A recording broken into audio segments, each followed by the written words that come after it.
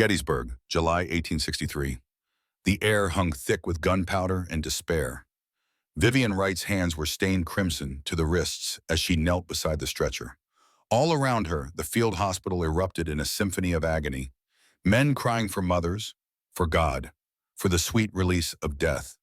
But Vivian had long since learned to filter out everything except the life beneath her fingertips.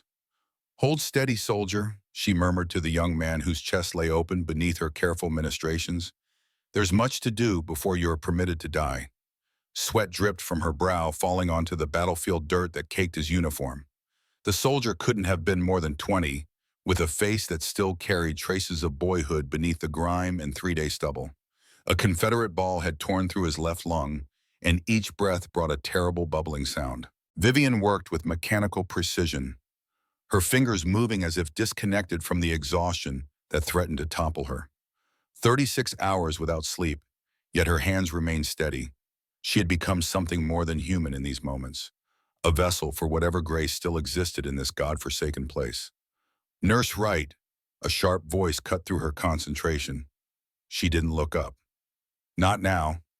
"Nurse Wright," the voice repeated, closer this time. A tall figure in a blood-spattered apron stood over her, his shadow falling across her patient. Dr. Thaddeus Blackwell, chief surgeon of the field hospital. His face was gaunt with exhaustion, eyes hollow. "We've got fresh wounded coming in. Limbs that can still be saved. Lives with better chances." Vivian's needle continued its rhythmic puncture and pull. "I'm not leaving him. This man is beyond saving." The doctor's voice remained clinical, detached. "Triage protocols are clear. No one gets left behind," Vivian insisted, finally looking up. Her gray eyes burned with a fierce light. "Not while I'm here." Dr. Blackwell's expression softened momentarily. "Your dedication is admirable, Nurse Wright, but misplaced. We need you elsewhere." He gestured to the tent entrance, where stretchers with fresh wounded were arriving. "Now." Vivian looked back at her patient, whose breathing had become more labored. She leaned close to his ear. "Fight, soldier. I'll be back." She placed his hand over the bandage she'd applied and rose to her feet, legs protesting after hours of kneeling. As she turned to follow Dr. Blackwell, the young soldier's fingers caught her wrist with surprising strength. "Thank you," he whispered, blood bubbling at the corner of his mouth, "for seeing me." Something in Vivian's chest tightened. Not with pity, she'd long since burned through her capacity for that particular emotion, but with a fierce protective rage against death itself. "I see you," she replied, "and I'll be back." But when she returned 3 hours later after tending to the newly arrived wounded, his stretcher held another man. The soldier had become yet another ghost to haunt her dreams. Vivian jerked awake, the wooden bench hard and unforgiving beneath her. For a moment, the station walls blurred with the canvas of the field hospital tent. Then reality snapped into focus. The empty platform, the fading daylight, the utter silence. The train was gone. She bolted upright, heart hammering against her ribs. Her fingers clutched a crumpled piece of paper. Charlotte's funeral notice, now damp with sweat. Through the station windows, she watched the red taillights of the last train disappear into the gathering dusk, like dying embers swallowed by night. "No," she whispered. "No, no, no." The station stretched empty around her, wooden beams creaking in the mountain wind that whistled through gaps in the walls. The temperature was dropping fast. She could feel it in the old bullet wound in her thigh, a souvenir from Antietam that ached whenever cold or rain approached. She'd only meant to rest her eyes for a moment. 3 days at Charlotte's bedside, holding her sister's hand while consumption stole her breath. 3 days without sleep had finally claimed their due. Now the last train until Thursday had left without her. Vivian stood, legs trembling, beneath her traveling coat. The station master's office was locked tight, a hastily scrawled note on the door. "Back Thursday." No shelter, no transportation, nothing but an empty platform and a water pump that was already beginning to freeze. 50 miles to the nearest town in any direction. She wouldn't cry. Crying was a luxury she'd used up watching Charlotte die. Vivian limped to the station's edge, peering into the gathering darkness. Pine Ridge lay somewhere to the west, but even if she could walk the distance, night would catch her in the mountains. The first snowflakes began to fall, small and delicate. deceiving in their beauty. She knew what mountain snowstorms could become. A memory surfaced, Charlotte's voice, weak but insistent in those final days. Promise me you'll go to Pine Ridge, Viv. There's someone there you need to meet, Vivian had promised, not understanding why it mattered so much to her sister.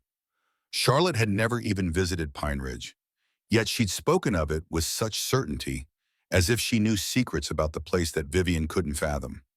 And now, here she was, stranded at an abandoned station with night falling and a storm brewing. Perhaps this was punishment for failing Charlotte, for not recognizing the consumption symptoms earlier, for not being able to save her, just as she hadn't saved Nathaniel or countless soldiers beneath her hands. The wind picked up, driving the snowflakes sideways. Vivian pulled her coat tighter, the old military nurse's practicality surfacing. She needed shelter, needed to survive the night and figure out a solution in the morning. As if in answer to her unspoken thoughts, the distant sound of hoofbeats broke through the wind's howl. A rider emerged from the twilight, leading a pack horse laden with supplies. The horse's breath clouded in the cold air as they approached the station platform. Vivian tensed, her hand automatically reaching for the small knife hidden in her boot, another habit from the war that had never left her. The rider reined in 10 feet away. He was tall in the saddle, broad-shouldered, with the natural ease of someone accustomed to hard travel. A woolen scarf obscured the lower half of his face against the cold, revealing only eyes the color of storm cloud, gray with hints of blue, observant and wary. From what she could see, he was perhaps in his early 40s, with streaks of silver at his temples beneath a worn leather hat. "Evening, ma'am," he said, voice deep and rough, as if unused to conversation. "Station's closed till Thursday." "I'm aware," Vivian replied, straightening her spine. Her gaze dropped briefly to his left leg, noting the slight, unnatural stiffness even in the saddle. A war injury, perhaps. She'd seen enough of them to recognize the signs. The man followed her gaze, a flicker of something, recognition, wariness, passing through his eyes before he glanced at the darkening sky. Snow was falling harder now, small flakes promising worse to come. "You're stranded," he stated, "a temporary inconvenience." Vivian lifted her chin, unwilling to appear vulnerable despite the increasingly dangerous situation. The man's eyes crinkled slightly at the corners, not quite a smile but an acknowledgement of her pride. His gaze swept over her, not impertinently but with the analytical assessment of someone evaluating a situation. It landed briefly on her carpetbag, then returned to her face. "You're shivering," he observed, dismounting in one fluid motion despite his stiff leg. Up close, he was taller than she'd estimated, and she could now see the deep lines etched around his eyes, the kind that came from squinting against sun and sorrow. Temperatures dropping fast. There was something strangely familiar about him, though Vivian was certain they'd never met. Perhaps it was his way of holding himself, straight-backed but with the careful movements of someone who had known pain. "I'm headed to my cabin about 10 miles north," he said, unwrapping a thick wool blanket from his saddlebags. "Snow up here can bury a house in one night, ma'am." He held the blanket out to her, maintaining a respectful distance. Vivian hesitated. She'd spent the war learning to trust her instincts about people, and something about this stranger's eyes spoke of decency. But she'd been wrong before. "I don't make a habit of accepting invitations from men I don't know," she said. He nodded, seemingly unsurprised. "Griffin Sullivan," he offered, then inclined his head toward the rapidly whitening landscape. "I'm not the biggest threat you're facing tonight." As if to emphasize his point, the wind howled louder, driving a swirl of snow across the platform. Vivian's injured leg throbbed sharply, and she couldn't quite suppress a wince. Griffin's eyes narrowed. "You're hurt." "An old wound," she replied dismissively. "Nothing serious." Old wounds have a way of speaking up at the worst times. Something in his tone suggested personal experience. He glanced at her again, then at her inadequate coat and thin gloves. "You're showing early signs of hypothermia." The medical assessment, delivered with quiet authority, caught Vivian's attention. It wasn't the observation of a casual bystander. She studied him more carefully, noting the precise way he'd evaluated her condition. Not a doctor, at least not openly, but someone with medical knowledge. A particularly fierce gust of wind cut through her coat like a knife. Vivian made her decision. Death by freezing was certain. The risk of trusting this stranger was merely possible, and she'd faced worse odds in the field hospitals of Virginia. "Very well, Mr. Sullivan," she said. "I would be grateful for your assistance." He nodded once as if settling something with himself and helped her secure her bag to the pack horse. Then he wrapped the wool blanket around her shoulders with surprising gentleness. "It's a rough ride in this weather," he warned, offering his gloved hands to help her mount. "Can you manage?" "I was an army nurse, Mr. Sullivan," Vivian replied, accepting his assistance with as much dignity as she could muster. "I've ridden through worse than a little snow." Something flickered in his eyes, surprise perhaps, or recognition, but it was gone before she could be certain. He mounted behind her, keeping a respectful distance while still ensuring she wouldn't fall. As they rode away from the station and into the gathering storm, Vivian couldn't shake the feeling that there was something familiar about Griffin Sullivan, something that nagged at the edges of her memory like a half-forgotten dream. The forest closed around them like a living thing, pine branches heavy with accumulating snow. Vivian fought to remain alert, but exhaustion pulled at her with merciless hands. 3 sleepless nights at Charlotte's bedside, followed by the grueling train journey west, had depleted her reserves. The rhythmic motion of the horse beneath her and the surprising warmth of Griffin's presence at her back made it increasingly difficult to keep her eyes open. Her head drooped forward, then jerked back as she forced herself awake. "Rest if you need to," Griffin said quietly. "I won't let you fall." "I'm fine," Vivian insisted, but even to her own ears the words lacked conviction. The world blurred at the edges, snow and darkness melding together. Despite her resistance, Vivian felt herself sliding into memory. Charlotte's bedroom 3 days ago, sunshine streaming through lace curtains, falling across her sister's wasted face. So wrong, that golden light, when everything else was shadow. Charlotte's hand in hers, once plump and strong from kneading bread, now bird-boned and translucent. "Vivian," Charlotte had whispered, her voice barely audible. "Promise me you'll go to Pine Ridge." "I will," Vivian had assured her, though she didn't understand. "Once you're better, no." Charlotte's fingers had tightened with surprising strength. "After, there's someone there you need to find." "Who? Why?" But Charlotte had only smiled, a secret knowledge in her fever-bright eyes. "You'll understand when you meet him."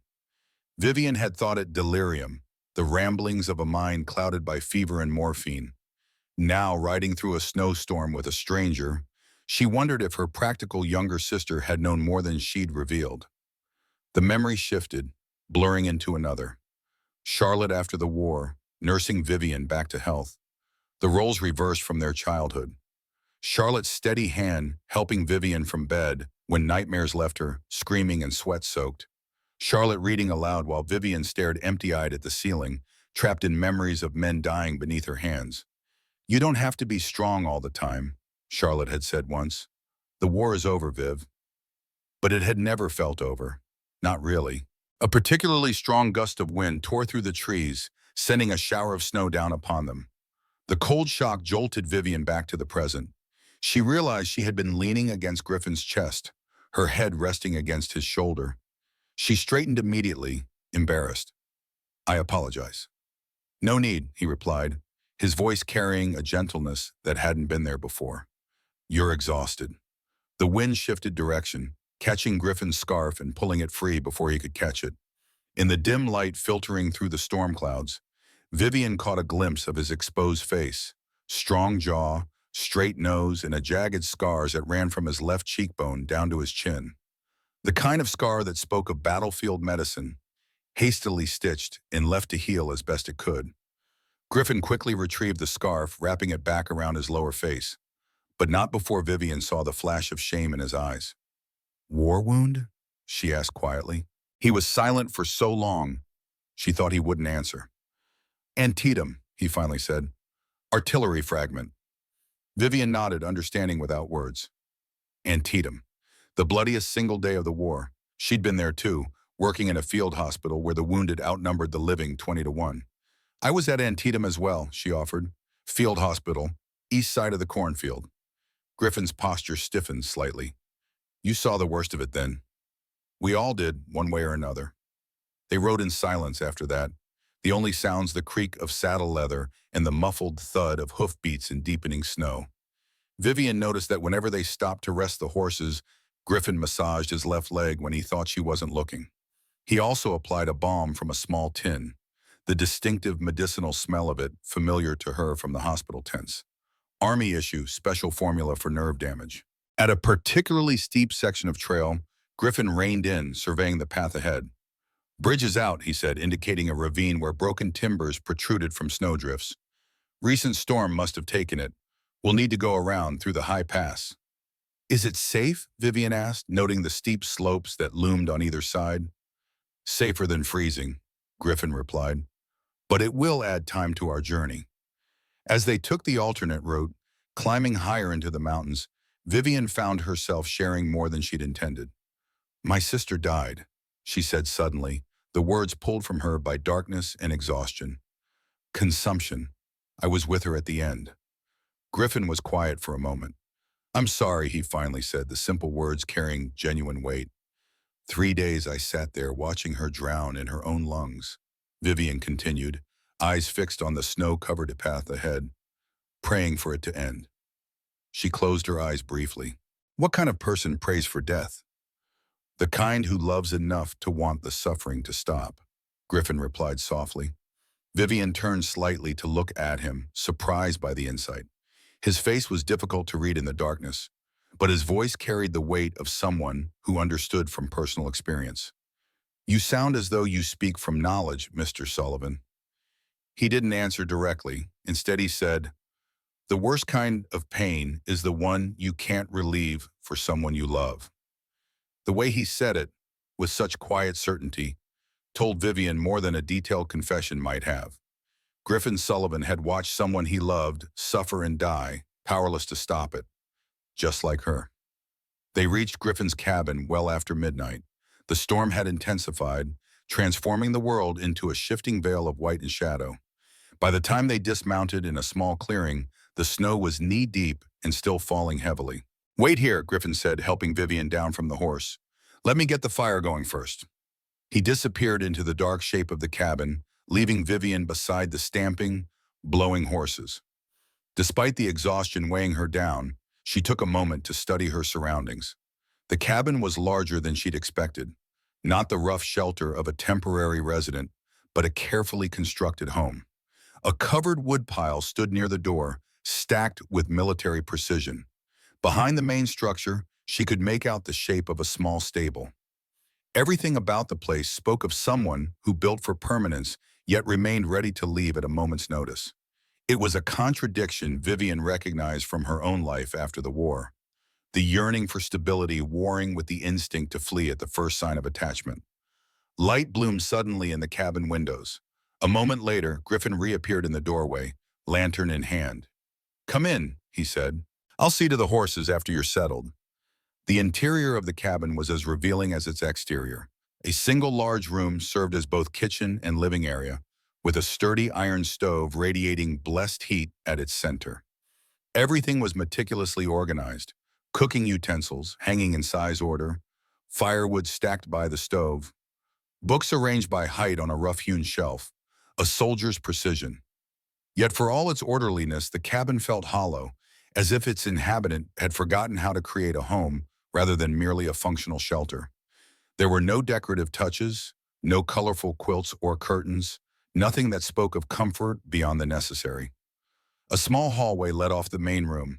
Two doors, one slightly ajar, revealing a sparsely furnished bedroom.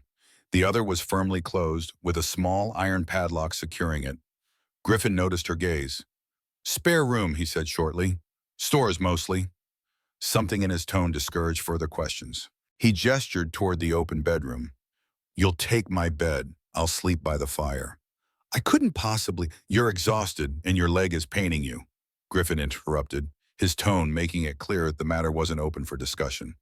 "The bed will be better for your injury." Vivian wanted to protest but found she lacked the energy.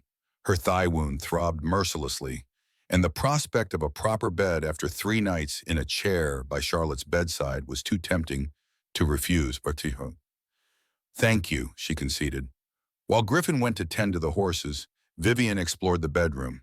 Like the main room, it was Spartan. A simple bed with a wool blanket, a small chest for clothing, a straight-back chair in the corner. The only personal touch was a small wooden horse on the bedside table, crudely carved but clearly made with care. It had been handled often, the edges were smooth from years of touch. She ran a finger over the small figure, wondering about its significance. A child's toy, perhaps? She tried to imagine Griffin Sullivan as a father and found the image difficult to reconcile with the solitary man she'd met. On the wall hung a faded daguerreotype in a simple frame, a pretty woman with a heart-shaped face and kind eyes, holding a small girl of perhaps 4 or 5. They were smiling, caught in a moment of happiness long past. Vivian felt a pang of guilt at this intrusion into Griffin's private grief, for grief it surely was.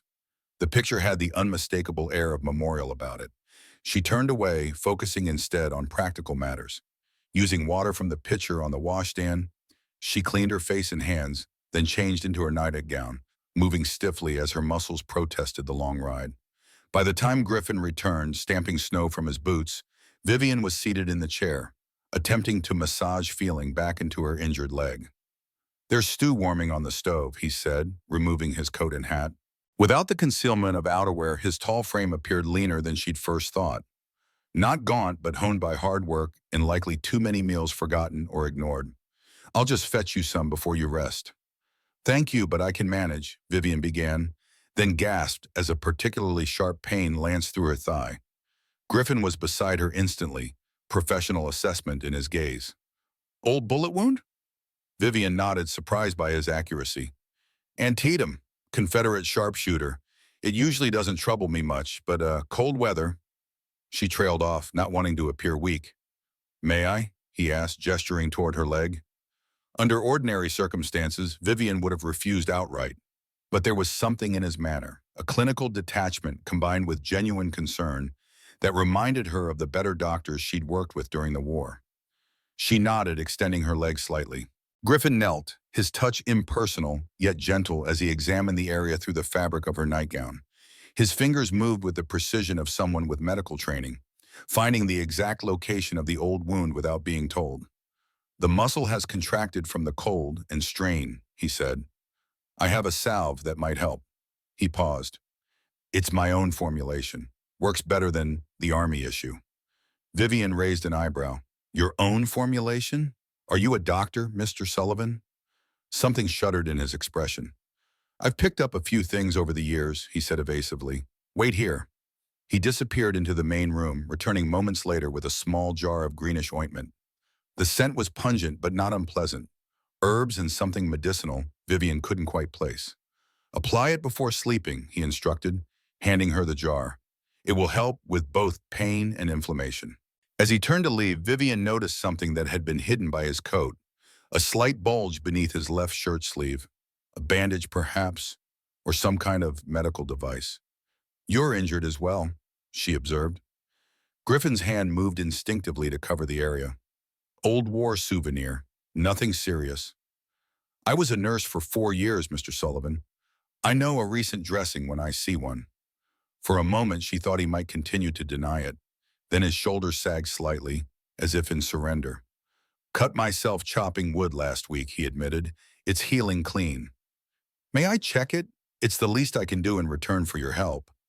After a brief hesitation, Griffin rolled up his sleeve, revealing a bandage wrapped around his upper arm. Vivian unwound it carefully, examining the wound beneath. It was indeed a clean cut, about 3 inches long, stitched with impressive neatness. "You did this yourself," she said. It wasn't a question. "Like I said, I've picked up a few things." The stitches were too precise, the technique too professional for someone who had merely picked up a few things. But Vivian didn't press. Everyone carried secrets from the war. Some were entitled to keep them. She rewrapped the bandage with practiced efficiency. "It's healing well, no signs of infection." "Thank you." Griffin rolled down his sleeve. "You should rest now. I'll bring you some stew." After he left, Vivian applied the salve to her aching leg. The relief was almost immediate, a spreading warmth that eased the knotted muscle. Whatever Griffin Sullivan's secrets, he certainly knew his medicines. She ate the simple stew he brought her, savoring the rich flavor of venison and root vegetables. Then, despite her intention to stay alert in this stranger's home, exhaustion claimed her. The last thing she remembered was Griffin's tall figure silhouetted in the doorway, checking on her before quietly closing the door. Sleep, when it came, was not peaceful. Never was these days. She was back at Gettysburg, hands deep in a young soldier's chest, trying desperately to locate the source of bleeding. "Stay with me," she urged, but his eyes were already growing distant. Around her, the tent dissolved into the battlefield at Bull Run. She was running, searching for Nathaniel among the fallen. "Nathaniel!" she screamed, turning over body after body. Each dead face looked up at her accusingly. "Why didn't you save us?" their empty eyes asked. "Why him and not me?" Then Nathaniel was there, blue eyes clouding as life ebbed away. "You weren't there," he whispered. "You weren't there when I needed you." "Nathaniel!" Vivian jerked upright, her cry echoing in the quiet bedroom. For a terrible moment, she didn't know where she was, the nightmare still clinging to her like a shroud. The door opened and Griffin appeared, concern evident on his face. "You're safe," he said quietly. "It was just a dream." Reality slowly reasserted itself. The cabin, the storm, Griffin, Sullivan. "I apologize for disturbing you," Vivian said, mortified at her display of weakness. Griffin shook his head. "No need." He hesitated, then added, "The war follows us in different ways." He didn't ask about Nathaniel, didn't press for explanations. Instead, he brought her a cup of water and waited silently until her breathing steadied. "Try to rest," he said finally. "Dawn's still hours away, and the storm hasn't let up." After he left, Vivian lay awake, listening to the howl of the wind outside. Through the partially open door, she could see Griffin moving about the main room. He built up the fire, then sat at a small table, a book open before him. But he wasn't reading. Instead, he stared into the flames, his expression haunted in the flickering light.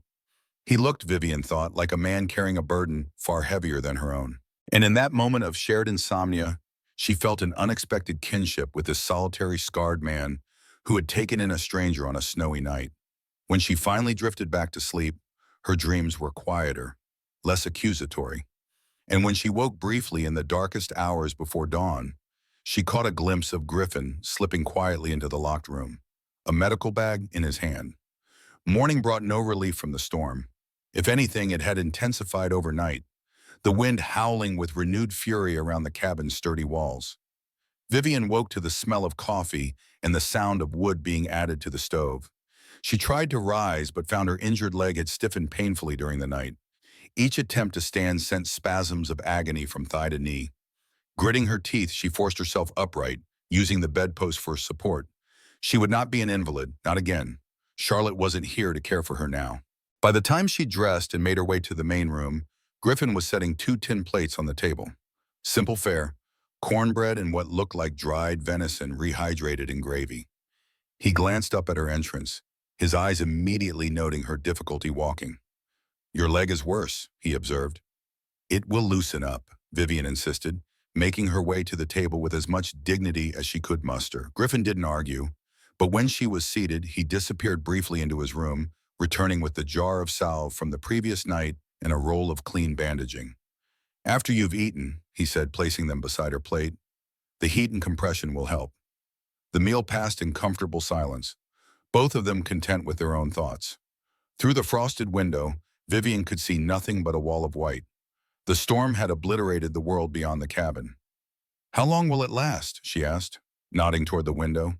Griffin sipped his coffee before answering. "Hard to say. Could be a day, could be 3. These mountain storms follow their own rules." The prospect of being trapped with a stranger should have alarmed Vivian more than it did. But there was something about Griffin Sullivan that inspired trust despite his reticence. Perhaps it was the careful way he maintained a respectful distance, or the fact that he'd given up his bed without hesitation. After breakfast, Griffin insisted on examining her leg properly. "The old wound is likely pressing on a nerve," he explained, kneeling before her chair. "If you'll permit me." Vivian nodded, extending her leg.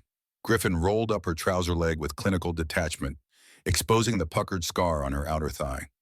His touch was impersonal, yet gentle as he probed the area around the old wound. "The bullet fragmented," he noted, his fingers finding the smaller scars where pieces had been extracted. Yes, Vivian confirmed. The surgeon removed what he could, but some fragments were too deep to risk. Griffin nodded thoughtfully. The remaining metal is probably shifting position in the cold. That's what's causing the increased pain. He reached for the salve, warming a dollop between his palms before applying it to the affected area. His movements were precise, practiced, the automatic motions of someone with extensive medical training. You were a doctor, Vivian said quietly. It wasn't a question this time, but a statement of certainty. Griffin's hands stilled momentarily. Then, without looking up, he resumed his work. A long time ago. During the war? He nodded, focusing intently on wrapping the bandage around her thigh. The pressure was perfect, firm enough to support the muscle, but not so tight as to restrict circulation. A professional's touch. Army surgeon, he admitted finally. Union Medical Corps. Vivian studied him with new understanding. The precision of his cabin, the medical supplies, the haunted look that sometimes crossed his face, it all made sense now. Field surgeons had seen the worst of the war, making life or death decisions in seconds, performing amputations by the dozen, watching men die despite their best efforts. Why did you stop practicing? She asked. Griffin tied off the bandage and stood, his expression closing. Some decisions stay with you, he said simply, and began clearing the breakfast dishes. Vivian didn't press further, recognizing the wall he'd erected. She knew about walls. She'd built enough of her own since the war. As Griffin washed the dishes, Vivian noticed how he favored his left leg, the slight hitch in his movement when he thought she wasn't watching. Another war wound, undoubtedly. She wondered how many more scars he carried, visible and invisible. Let me help, she offered, rising carefully to test her newly bandaged leg. The salve was already working its magic, the pain receding to a dull throb. You should rest, Griffin countered, but Vivian was already beside him, taking a wet plate to dry. I've never been good at idleness, she said, and I prefer to earn my keep. A ghost of a smile crossed Griffin's face, the first she'd seen. It transformed his features, softening the hard lines and giving a glimpse of the man he might have been before the war carved its lessons into his flesh. As they worked side by side, Vivian found herself sharing more than she had intended. She told him about growing up in Pennsylvania, about Charlotte's talent for baking, about training as a nurse before the war, because it was one of the few respectable professions open to a woman who needed to support herself. Griffin listened more than he spoke, but occasionally offered bits of his own history. Growing up in Ohio, studying medicine in Philadelphia, joining the Union Army as a surgeon after Bull Run. You were at Bull Run? Vivian asked, a chill that had nothing to do with the weather running down her spine. Griffin nodded, his expression guarded. Both battles. The second was worse. Vivian set down the plate she was drying, suddenly needing to steady herself against the table. My husband died at Second Bull Run, she said, the words sounding distant to her own ears. Lieutenant Nathaniel Wright, 5th Pennsylvania Reserves. Something flickered in Griffin's eyes. Recognition, perhaps, or an emotion she couldn't name. But before she could be certain, he turned away, busying himself with the remaining dishes. I'm sorry for your loss, he said formally, his back to her.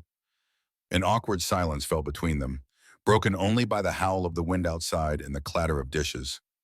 Vivian sensed she had touched a nerve, though she couldn't imagine why the mention of Nathaniel would affect Griffin so strongly.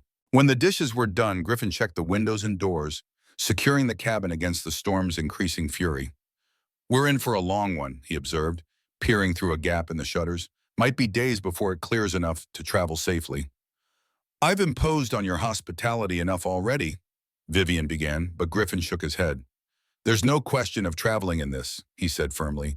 We'd both freeze before making it halfway to town. The practicality of his assessment was irrefutable. Still, Vivian felt uncomfortable at the prospect of such an extended stay in a stranger's home, especially one who seemed increasingly familiar in ways she couldn't quite place.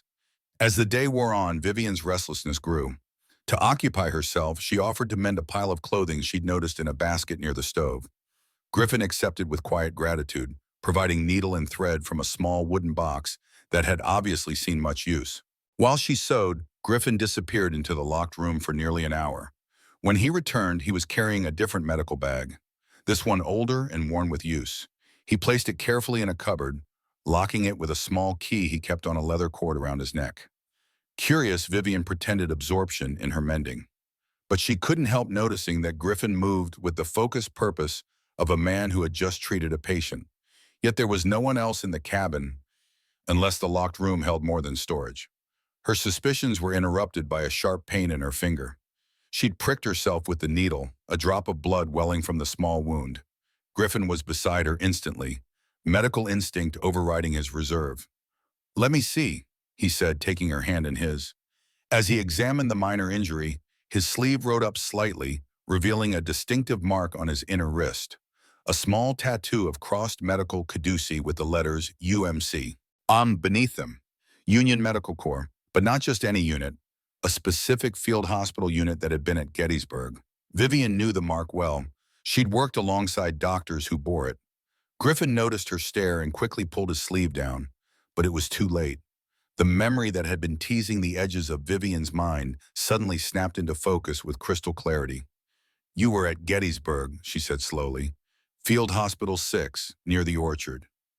Griffin's expression closed completely, his face becoming as impassive as stone. It was a long time ago. "I was there too," Vivian continued, the pieces fitting together. "You were one of the triage doctors. You worked with Dr. Blackwell." He turned away, but not before Vivian caught the flash of recognition and something like guilt in his eyes. "Why didn't you say anything?" she asked. "We must have crossed paths dozens of times." "The war left many ghosts, Mrs. Wright," Griffin said quietly, his back to her. "Some are best left undisturbed." The formality of Mrs. Wright was not lost on Vivian. He was deliberately creating distance, erecting barriers between them. But why? What connection from those blood-soaked days was he so desperate to avoid? Before she could press further, a tremendous gust of wind slammed against the cabin, rattling the shutters with enough force to make the sturdy structure creak in protest. A shower of snow fell down the chimney, hissing as it hit the fire. Griffin moved to secure the shutters, effectively ending their conversation. "Storm's getting worse," he said grimly. "We'd better prepare in case it lasts longer than expected." As he busied himself with practical concerns, checking supplies, adding wood to the fire, Vivian was left to wonder what other secrets Griffin Sullivan was hiding behind his carefully constructed walls, and why the mention of Gettysburg had disturbed him so deeply. She watched him move about the cabin, this scarred, solitary man who had once been a battlefield surgeon, and felt the first stirring of a dangerous emotion: curiosity. Not just about who he had been during the war, but about who he had become in its aftermath, and why, despite his obvious desire for isolation, he had taken in a stranded stranger on a snowy night. Perhaps, she thought, they were not strangers after all. Night had fallen, though it was difficult to tell with the blizzard raging outside. The windows were opaque with frost and drifting snow, isolating the cabin in a world of white. The wind's howl had become a constant companion, occasionally punctuated by the groan of pine branches heavy with snow. Vivian sat by the fire, the borrowed shawl wrapped tightly around her shoulders. The confrontation about Gettysburg had left an unspoken tension between them. Griffin had retreated into silent efficiency, checking supplies, reinforcing shutters, and adding logs to the fire with mechanical precision. But he hadn't met her eyes since she'd recognized the tattoo on his wrist. Finally, when the silence grew too heavy, Vivian spoke. "I'd like to understand why my recognition of your service disturbs you so much, Mr. Sullivan." Griffin paused in the act of stoking the fire, his back to her. For a long moment he remained motionless, firelight casting his shadow long across the wooden floor. "The war is over, Mrs. Wright," he said finally. "I prefer to leave it buried." "Yet it follows us still," she countered. "In your limp, in my nightmares, in the way you practice medicine in secret." He turned then, his scarred face half illuminated by the flames. "Some decisions cannot be undone," he said quietly, "or forgiven." Griffin moved to a small cabinet near his bedroom door. From it, he withdrew a wooden box, simple but beautifully crafted. When he returned to the fire, his expression had shifted from guarded to resigned, as if he'd come to a decision he'd long avoided. "You asked why I stopped practicing medicine," he said, settling into the chair opposite her. The truth is, I haven't. Not entirely. His fingers traced the grain of the wooden box, but I no longer deserve the title of doctor. Because of the war, Griffin nodded. Because of choices I made, lives I deemed expendable. Vivian understood then. Triage, the brutal calculus of battlefield medicine, deciding who might be saved and who was beyond help, choosing to amputate a limb or let a man die. She'd seen those decisions made hundreds of times, had assisted in carrying them out. Griffin opened the box carefully, revealing a stack of letters tied with faded ribbon. After Elizabeth and Isabella died, my wife and daughter, I had nothing left, no purpose. He withdrew one letter, handling it with reverence. Then this arrived. He held it out to Vivian. The envelope was addressed in a flowing, feminine hand she recognized instantly. Charlotte's handwriting. My sister wrote to you? Vivian asked, stunned. But how? When? 3 years ago, Griffin replied. She read an article I'd written for a medical journal, under a different name, about battlefield trauma treatments. His expression softened slightly. She wrote asking for advice about persistent lung inflammation. Her own doctor had been dismissive. Vivian felt a surge of anger. Charlotte had never mentioned consulting another physician, had always insisted her episodes were merely seasonal complaints. If she'd known sooner how serious it was. We corresponded regularly after that, Griffin continued. Medical discussions at first, then. He gestured to the box of letters. She became a friend, one of the few I've allowed myself since the war. There's something else you should know, Griffin said, his voice softer now. Charlotte didn't find me by accident. She knew who I was before she ever wrote that first letter. Vivian looked up, surprised. How?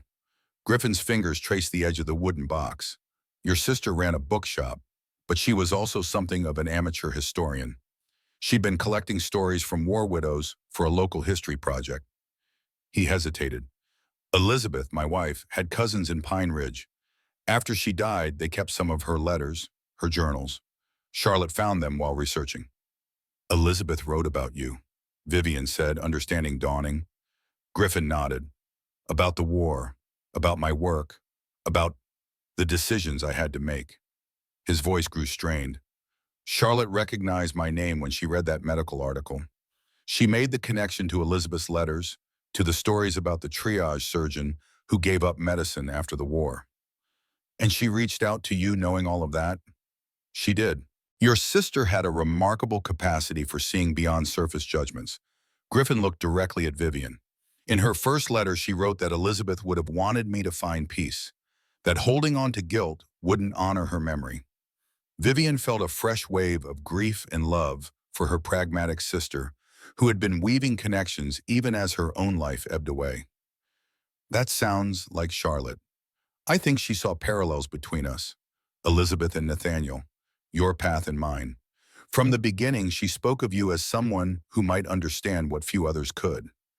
Vivian reached for the letter with trembling fingers. May I? Griffin nodded, watching her intently as she unfolded the paper. Charlotte's familiar handwriting filled the page, her personality evident in every loop and flourish. The letter began with inquiries about a treatment Griffin had suggested, then shifted to more personal matters. My sister remains unchanged, Charlotte had written. She moves through life like a ghost, performing her duties but never truly present. She never cries, not even when she received news of Nathaniel's death.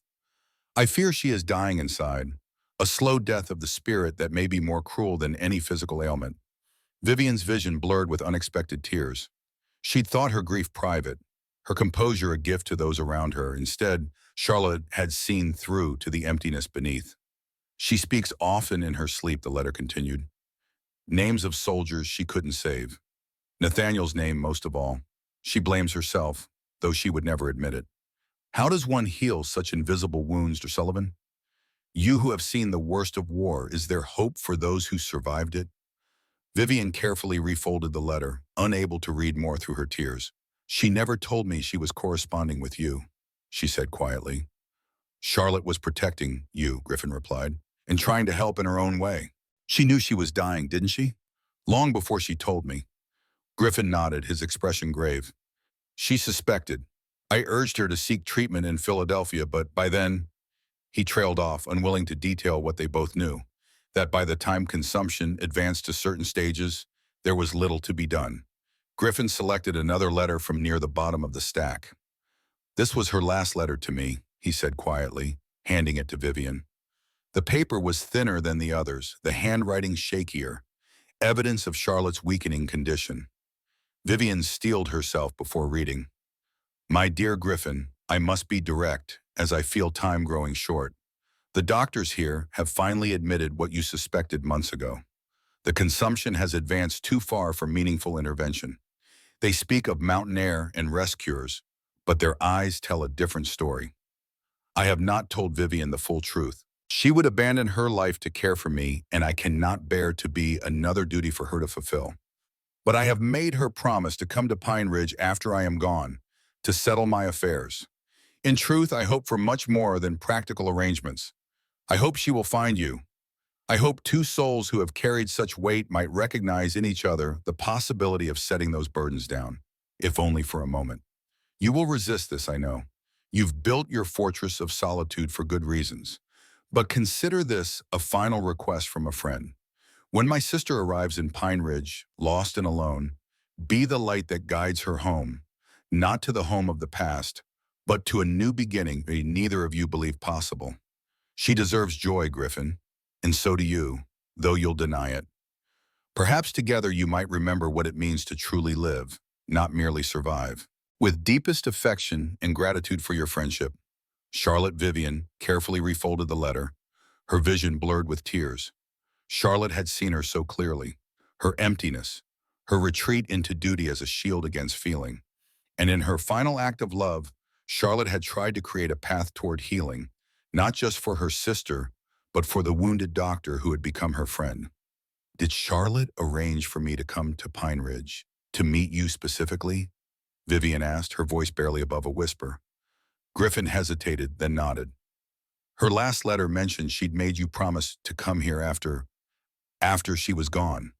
He looked directly at Vivian.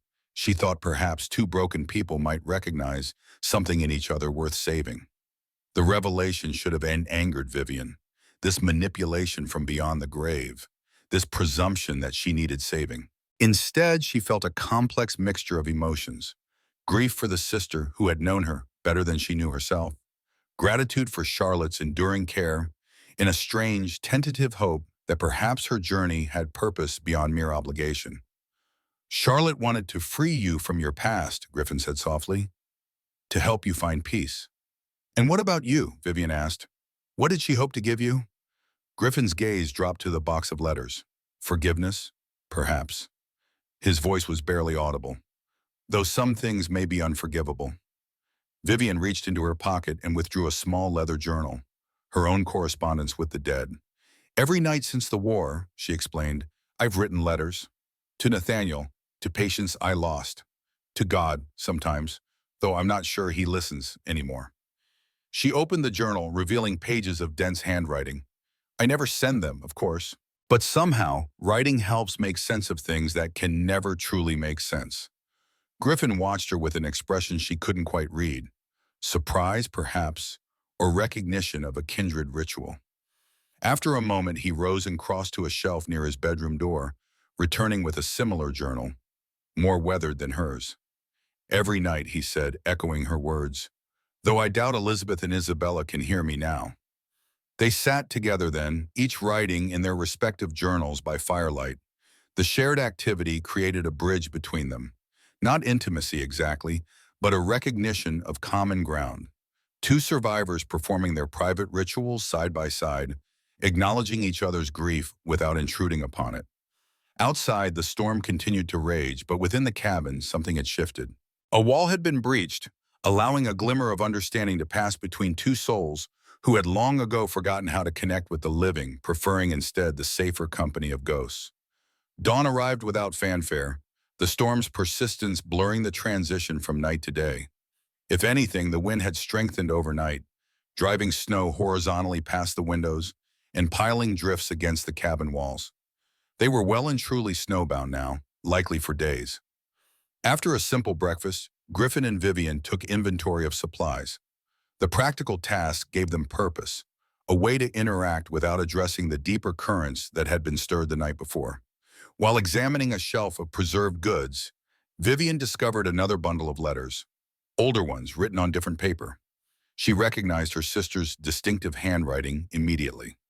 "She wrote to you often," Vivian observed. Griffin nodded, carefully taking the bundle from her. "Your sister was important to me."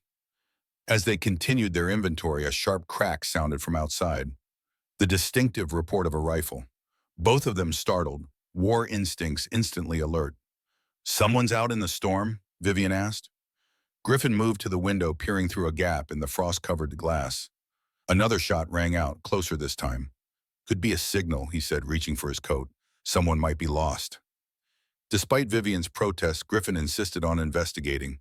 Reluctantly, she joined him, the cold striking like a physical blow as they ventured outside.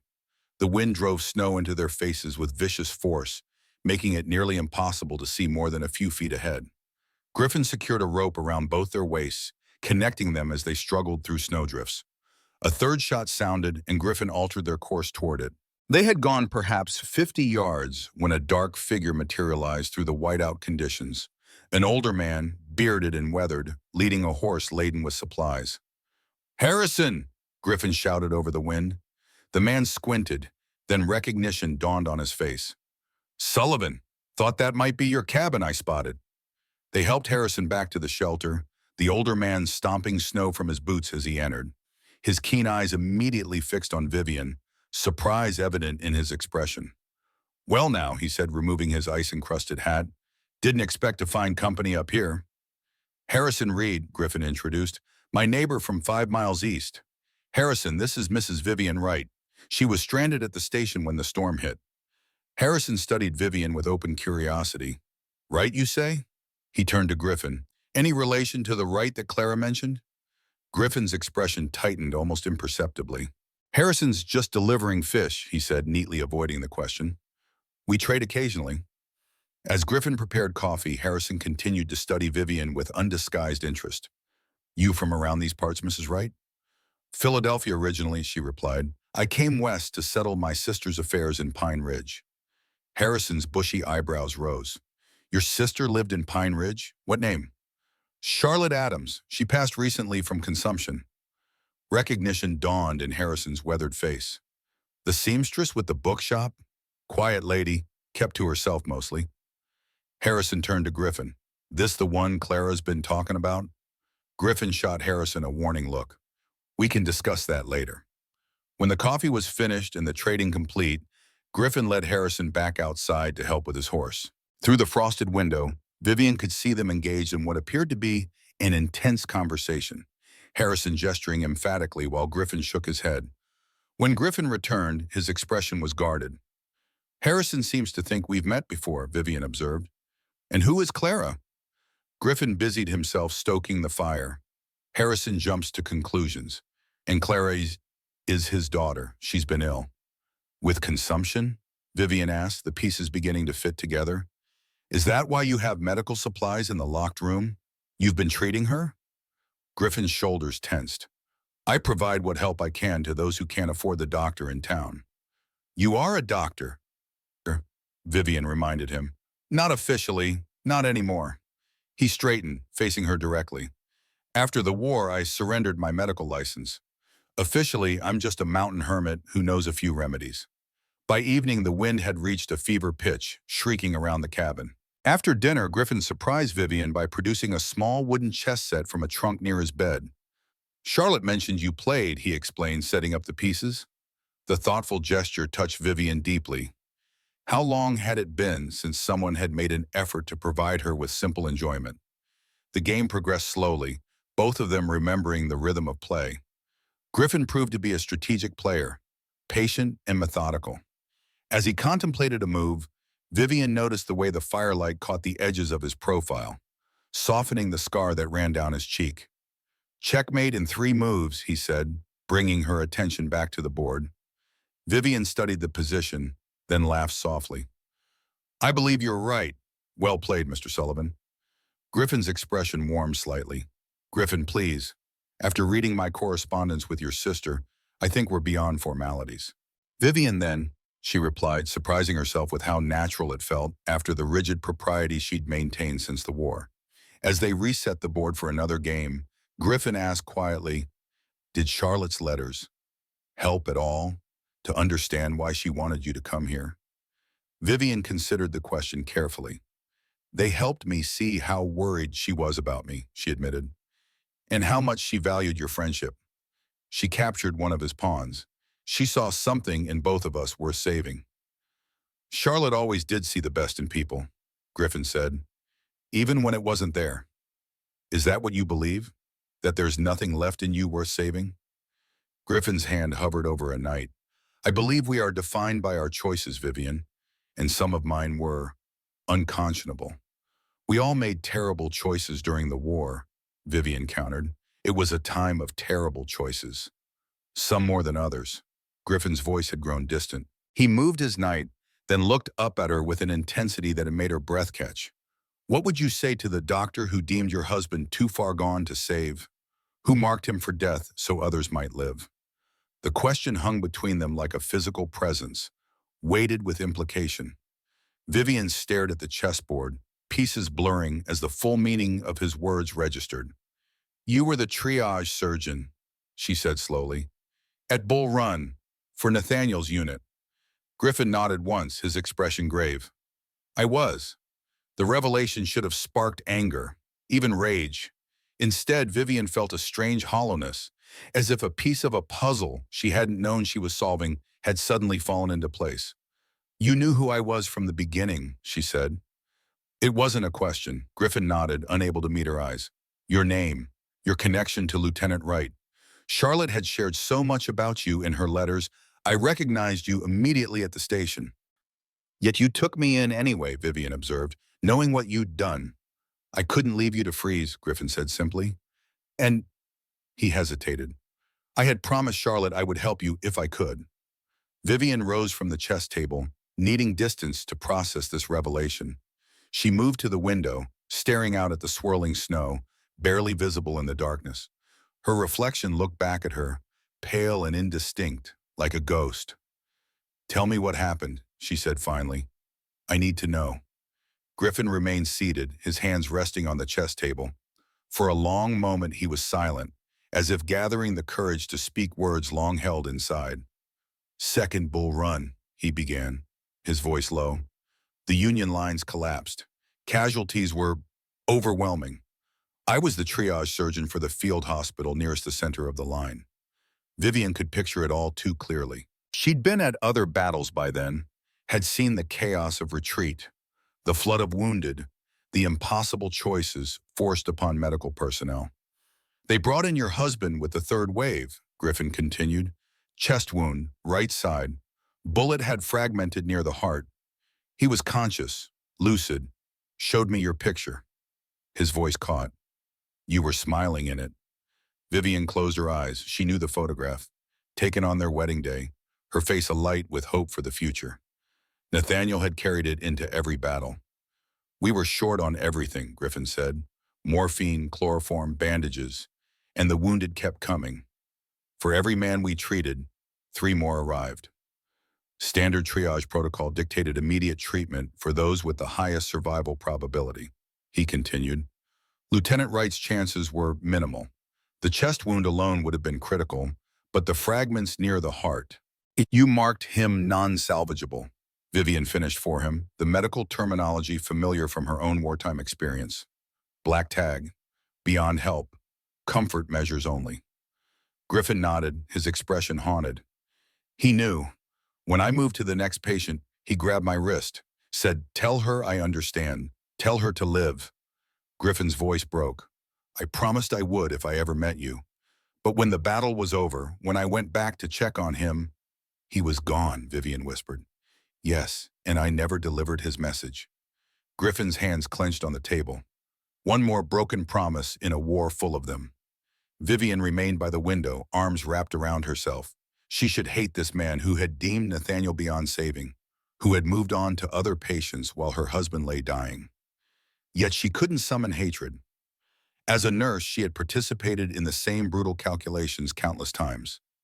Save those who can be saved. Let go those who cannot. I left medicine after the war, Griffin said into the silence. Couldn't bear making those decisions anymore. Every triage felt like playing God.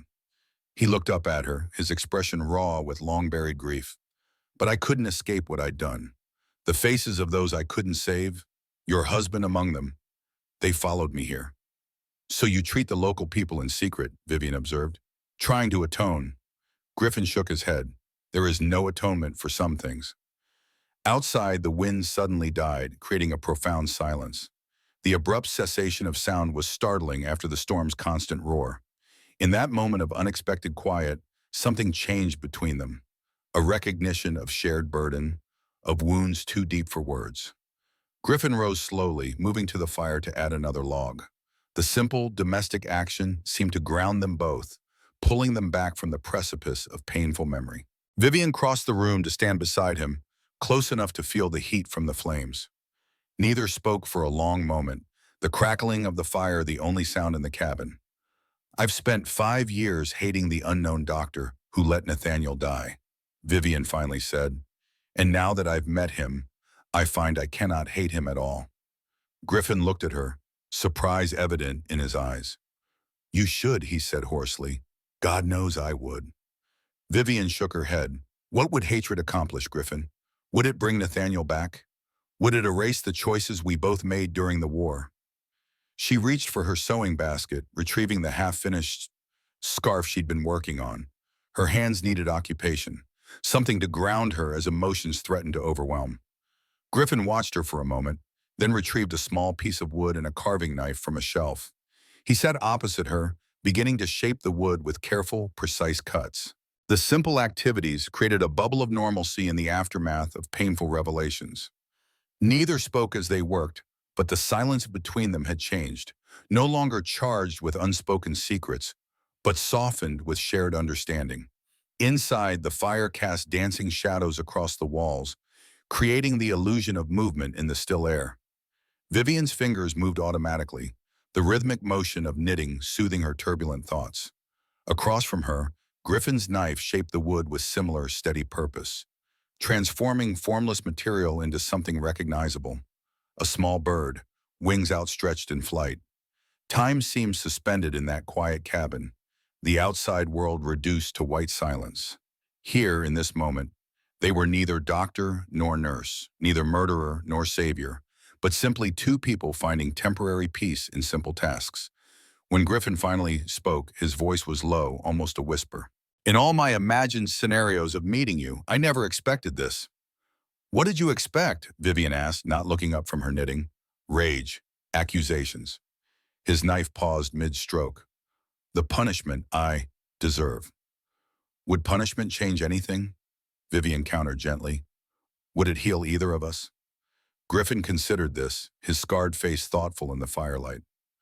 No, he conceded, but perhaps it would be just. Justice, Vivian repeated, testing the word. I stopped believing in justice when I saw boys younger than 20 torn apart by cannon fire.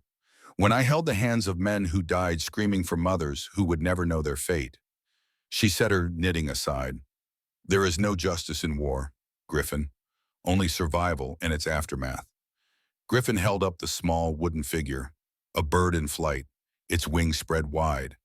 For Charlotte, he explained, I carved one for each person He hesitated. For each person I remember. May I? Vivian held out her hand. Griffin placed the carving in her palm. The wood was smooth beneath her fingertips, the bird's form elegant despite its simplicity. Its outstretched wings suggested freedom, release. It's beautiful, she said, a fitting tribute. I've made hundreds, Griffin admitted. One for each patient I lost. One for Elizabeth and Isabella. One for each name in my journal. He looked up at her, something vulnerable in his expression. They lined the walls of the locked room. My memorial. Vivian understood then. The locked room wasn't just a secret treatment space. It was Griffin's shrine to the dead, his private penance. Would you show me? She asked gently.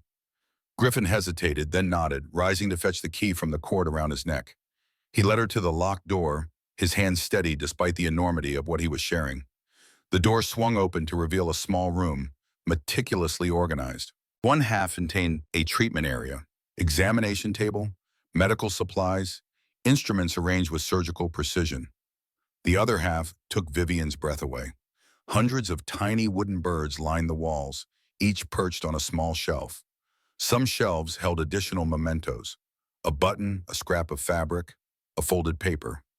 Beneath each bird, a name was carefully inscribed in Griffin's neat handwriting. In the center of one wall, Vivian found what she had half expected, half dreaded, a bird labeled Lieutenant Nathaniel Wright. Beside it sat the photograph Nathaniel had carried, the wedding portrait Griffin had described. "He wanted you to have it back," Griffin said quietly. "I've carried it all these years, waiting for the right moment." Vivian lifted the photograph with trembling fingers. Her younger self smiled back at her, eyes bright with hope and love. Beside her, Nathaniel stood tall and proud in his new lieutenant's uniform, his arm protectively around her waist. "We were so young," she whispered, "so certain the war would end quickly, victoriously." "He loved you very much," Griffin said. "His last thoughts were of you. His last wish was for you to live a full life." Vivian traced Nathaniel's face with her fingertip. "I haven't honored that wish very well." "Neither of us has honored the dead as they deserved," Griffin acknowledged, "by living fully in their stead." They stood together in the room of memories, surrounded by Griffin's carved memorials to the lost. Outside, the storm had truly ceased, leaving the world in profound silence. Inside, something had shifted between them. Not forgiveness exactly, but the beginning of understanding. A recognition that they shared not only the burden of the past, but perhaps the possibility of a future less defined by grief. Vivian woke to the sound of hushed voices. Night still pressed against the windows, but a faint gray light suggested dawn was not far off. She lay still, straining to hear over the renewed howl of the wind. The storm had returned while she slept, its voice louder than before. The voices came again, Griffin's deep rumble and another, higher and weaker, punctuated by a racking cough that Vivian recognized all too well. The consumption cough, the same that had claimed Charlotte. Silently, Vivian rose, wrapping a shawl around her nightgown. She followed the voices to the locked room, its door now slightly ajar, spilling lamplight into the hallway. She paused at the threshold, not wanting to intrude, but the next coughing fit decided her. Pushing the door open, she entered the small treatment room. Griffin stood beside the examination table, which had been transformed into a sickbed. Upon it lay a young woman, perhaps 19 or 20, her face flushed with fever, chest heaving with the effort to breathe. Harrison Reed sat on a stool beside her, his weathered hand gripping his daughter's slender fingers. "Clara's fever has worsened," Griffin explained, meeting Vivian's gaze. Harrison brought her through the storm. Vivian moved to the bedside, professional assessment overriding any hesitation. The girl was in a bad way, cheeks flushed with hectic color, breathing labored, lips tinged with blue. Advanced consumption, just like Charlotte. "When did the fever spike?" Vivian asked, placing a hand on Clara's forehead. "Yesterday morning," Harrison replied, his voice rough with worry. "Been fighting it for weeks, but yesterday she couldn't even get out of bed." He looked up at Vivian, desperation in his rheumy eyes. "You a nurse? Griffin said you was a nurse in the war." "I was," Vivian confirmed, already rolling up her sleeves. "Griffin, do you have willow bark tea and cool cloths?" For the next several hours, they worked together with the synchronized efficiency of longtime colleagues. Vivian applied cool cloths to Clara's burning forehead, while Griffin prepared a steaming concoction of herbs. Harrison watched anxiously from his corner, occasionally stepping outside to check on his horse. The vapor treatment, a blend of eucalyptus, mint, and other herbs Vivian didn't recognize, seemed to ease Clara's breathing somewhat. By dawn, the girl's fever had broken, leaving her exhausted but less distressed. "She needs to stay warm and dry," Griffin told Harrison as the older man prepared to leave. "Take the North Trail when you go. It's more sheltered from the wind." Harrison nodded, clasping Griffin's hand with gruff affection. "Don't know what we'd do without you, Sullivan." After Harrison departed, promising to return in 2 days, Vivian and Griffin remained with Clara, who had fallen into an exhausted sleep. "How many others do you treat?" Vivian asked quietly, arranging blankets around the sleeping girl. Griffin hesitated before answering. "A dozen or so." Those who can't afford the town doctor, mostly, or cases he's given up on. Like Charlotte, Vivian said softly. Griffin nodded, his expression somber. I tried to help her through correspondence, sent medications when I could, but by the time she admitted how serious it was too late, Vivian finished for him. She knew the progression of consumption all too well, had watched it claim not only Charlotte, but countless soldiers weakened by camp conditions. As evening approached, Clara woke more fully, accepting broth and tea. Her eyes, bright with lingering fever, moved curiously between Griffin and Vivian. Are you Dr. Sullivan's wife? She asked Vivian, voice weak but clear. Vivian smiled gently. No, dear. I'm a nurse who was stranded by the storm. My name is Vivian Wright. Clara's eyes widened. Wright? Charlotte's sister? Surprise must have shown on Vivian's face, for Clara continued eagerly despite her weakness. Charlotte showed me your letters. She read them to me when I visited the bookshop. A small smile touched her pale lips. She said you were the strongest person she'd ever known. Emotion tightened Vivian's throat. Charlotte exaggerated, she managed. No, Clara insisted. She said you held the hands of dying soldiers so they wouldn't be alone at the end, that you wrote letters home for men who couldn't hold a pen. She reached for Vivian's hand with surprising strength. She was so proud of you. Vivian fought back tears. This frail girl, hovering between life and death, had known a side of Charlotte that Vivian had missed entirely in recent years. While Vivian had been locked in her private grief, Charlotte had been sharing stories, building connections, living fully despite her illness. Charlotte helped me choose books when I first got sick, Clara continued, her voice growing drowsy again. Said reading was the best medicine for the soul, even when the body was failing. Griffin stepped forward, gently checking Clara's pulse. You should rest now, he said softly. Save your strength. Clara nodded, her eyelids already drooping. But before sleep reclaimed her, she looked once more at Vivian. She wanted you to be happy again, she murmured. That's what she told me. As Clara drifted off, Vivian remained by her bedside, pondering the young woman's words. Had everyone in Pine Ridge known about Vivian through Charlotte's stories? Had her sister been orchestrating this meeting with the Griffin long before her death, setting the stage for two wounded souls to find each other? Griffin touched her shoulder lightly, pulling her from her thoughts. You should rest, he said. I'll watch over her. Vivian shook her head. I've had more sleep than you. Go rest for a few hours. I'll call if there's any change. Left alone with the sleeping Clara, Vivian found herself studying the girl's features. So young, so vulnerable, yet fighting with quiet determination against a disease that had claimed countless lives, including Charlotte's.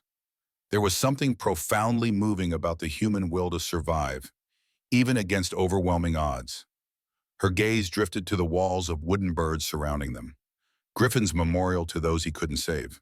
Would Clara join them, or would she become one of the success stories that helped balance the scales of Griffin's conscience? Vivian realized with sudden clarity that she cared deeply about the answer, not just for Clara's sake or Griffin's, but for her own as well.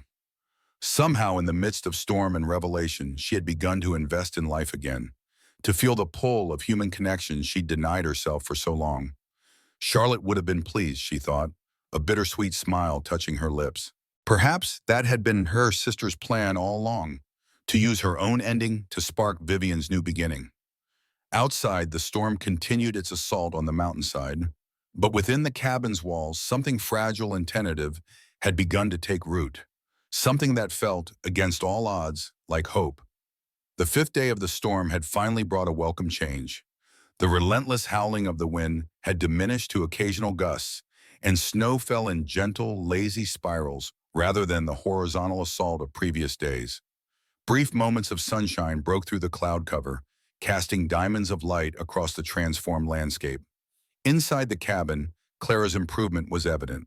Though still weak, her breathing had eased considerably under their combined care. The crisis that had brought Vivian and Griffin together over her sickbed had created a rhythm between them, a silent understanding of each other's movements, anticipating needs without words, sharing small glances of relief as Clara's fever steadily decreased.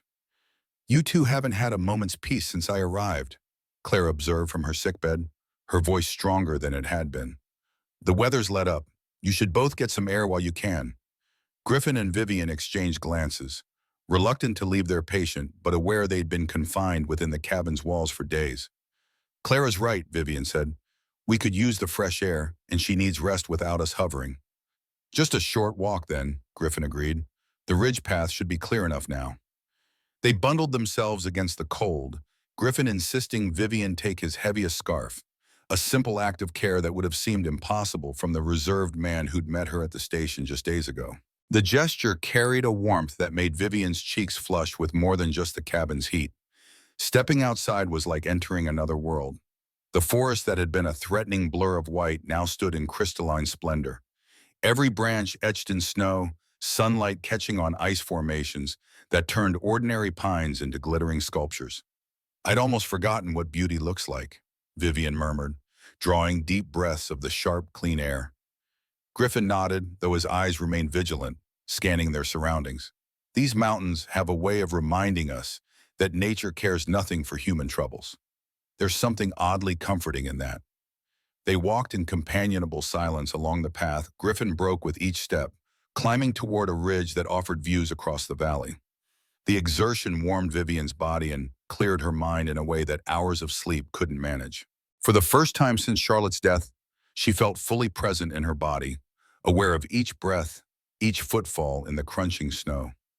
Griffin moved with the sure-footedness of someone who knew these mountains intimately, occasionally pointing out landmarks half buried beneath snow or animal tracks that would have been invisible to her untrained eye.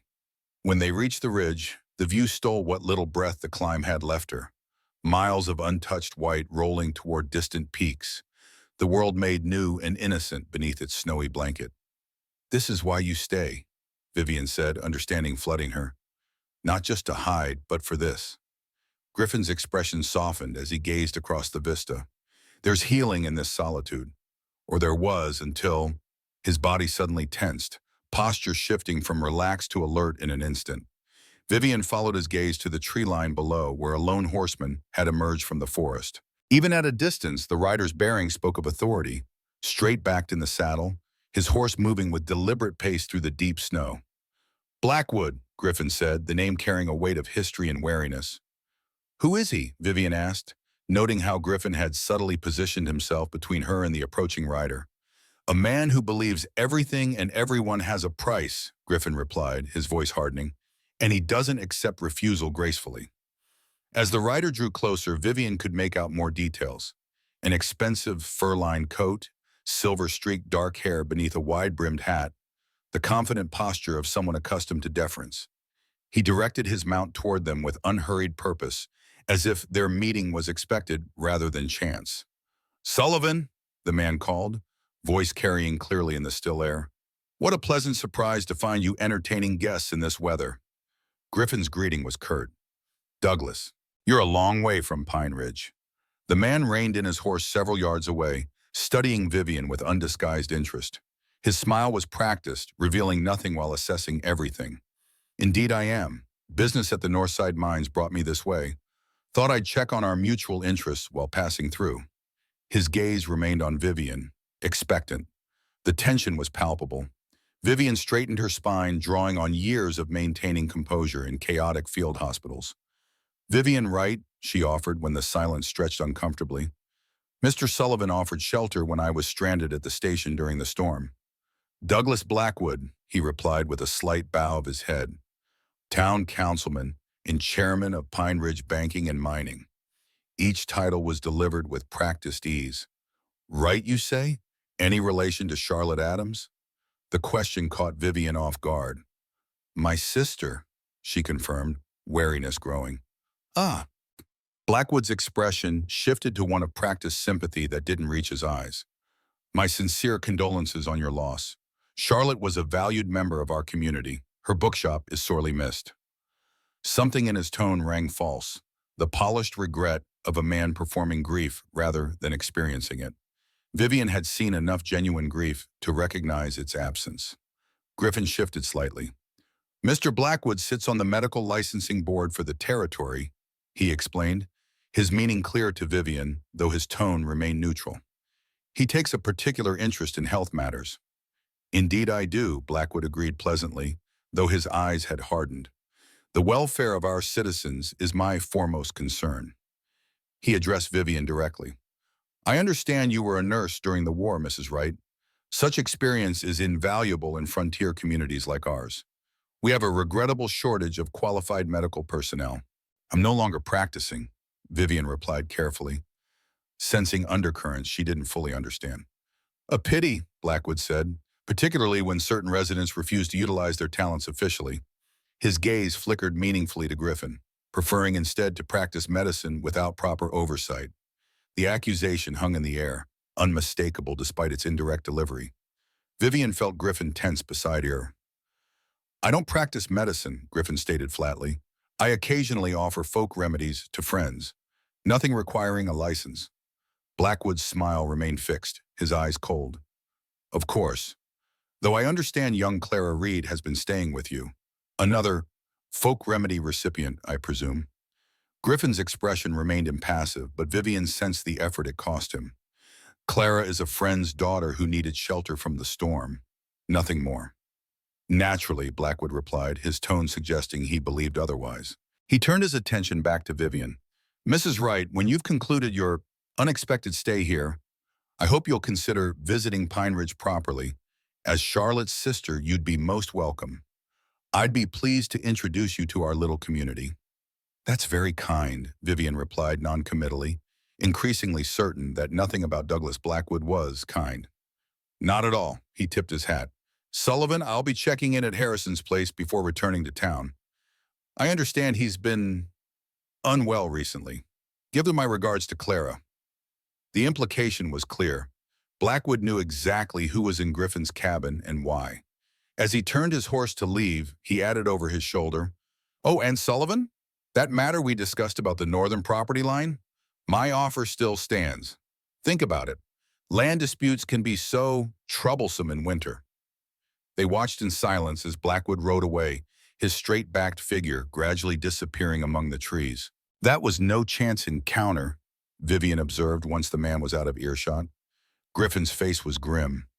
No, Douglas doesn't leave anything to chance. He knows about Clara, about your treating her. Griffin nodded, his eyes still fixed on the point where Blackwood had vanished. Douglas makes it his business to know everything that happens within 50 miles of Pine Ridge. Information is currency to him, and leverage. He threatened you, Vivian said, about practicing medicine without a license. That was just a reminder, Griffin replied, turning back toward the path to the cabin. Douglas has been trying to control me for years. He doesn't appreciate loose ends in his carefully constructed domain. And the property line he mentioned? Griffin sighed, his breath clouding in the cold air. My land borders a silver deposit he wants access to. He's tried buying me out, then legal measures to claim the property. His mouth tightened. Lately, his methods have become increasingly direct. They began walking back toward the cabin, Vivian's mind racing with implications. You have history with him beyond land disputes. We served together, Griffin confirmed.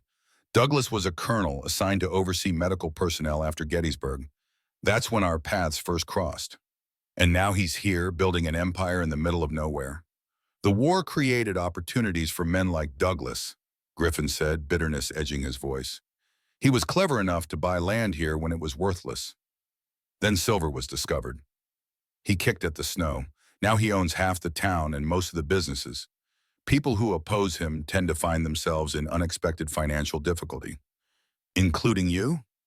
I have nothing he can take, Griffin said simply, except the land, and I won't sell. The cabin came into view, smoke rising reassuringly from the chimney. Before they reached it, Griffin stopped, turning to Vivian with uncharacteristic urgency. Douglas is dangerous, he said, voice low. He cloaks it in manners and fine clothes. But he's a predator. He uses people's weaknesses against them. What does he want from you, besides the land? Griffin's gaze dropped momentarily. During the war, I developed treatments for battlefield infections that proved effective. New surgical techniques, too. Douglas wants me to work for him, to establish a private sanatorium for wealthy consumptives, the kind who pay handsomely for miracle cures. That doesn't sound inherently unreasonable, Vivian said carefully. It's not about healing, Griffin replied, his voice hardening. It's about profit. Douglas doesn't care about patients. He cares about their money. He'd have me peddling false hope to desperate people, selling treatments I know are ineffective, but lucrative. He shook his head. I've made many mistakes in my life, but I won't add that to the list. Understanding dawned on Vivian. So instead, you treat those who can't pay at all, the Clara Reeds of the world. When I can, Griffin acknowledged. Though I'm limited in what I can do, my supplies come from a sympathetic pharmacist in Billings, but Douglas has been pressuring him lately. Does he know I'm Charlotte's sister? Vivian asked suddenly. Is that why he seems so interested in me? Almost certainly, Griffin confirmed. Nothing happens in Pine Ridge without Douglas knowing about it. Charlotte's correspondence with me, her illness, her bequest to you, he would have made it his business to know all of it. But why would he care about me? Griffin's expression darkened. Because you're connected to me now, and Douglas exploits connections. He looked at her directly, his gray eyes troubled. I'm sorry you've been drawn into this. I make my own choices, Griffin, Vivian reminded him gently. Just as you do. They reached the cabin door, and Griffin paused, hand on the latch. When the storm breaks fully, he said, voice low, it might be safer for you to continue to Pine Ridge. Stay at the hotel, settle Charlotte's affairs, and return east, without further entanglements. The suggestion stung more than Vivian would have expected. Are you asking me to leave? I'm asking you to be safe, Griffin corrected. Douglas doesn't forget perceived slights, and he'll see your presence here as some sort of alliance against him. Is it? Vivian asked, meeting his gaze steadily. An alliance? Something shifted in Griffin's expression, vulnerability breaking through his careful reserve. I don't form alliances anymore, he said quietly. They never end well for those involved with me.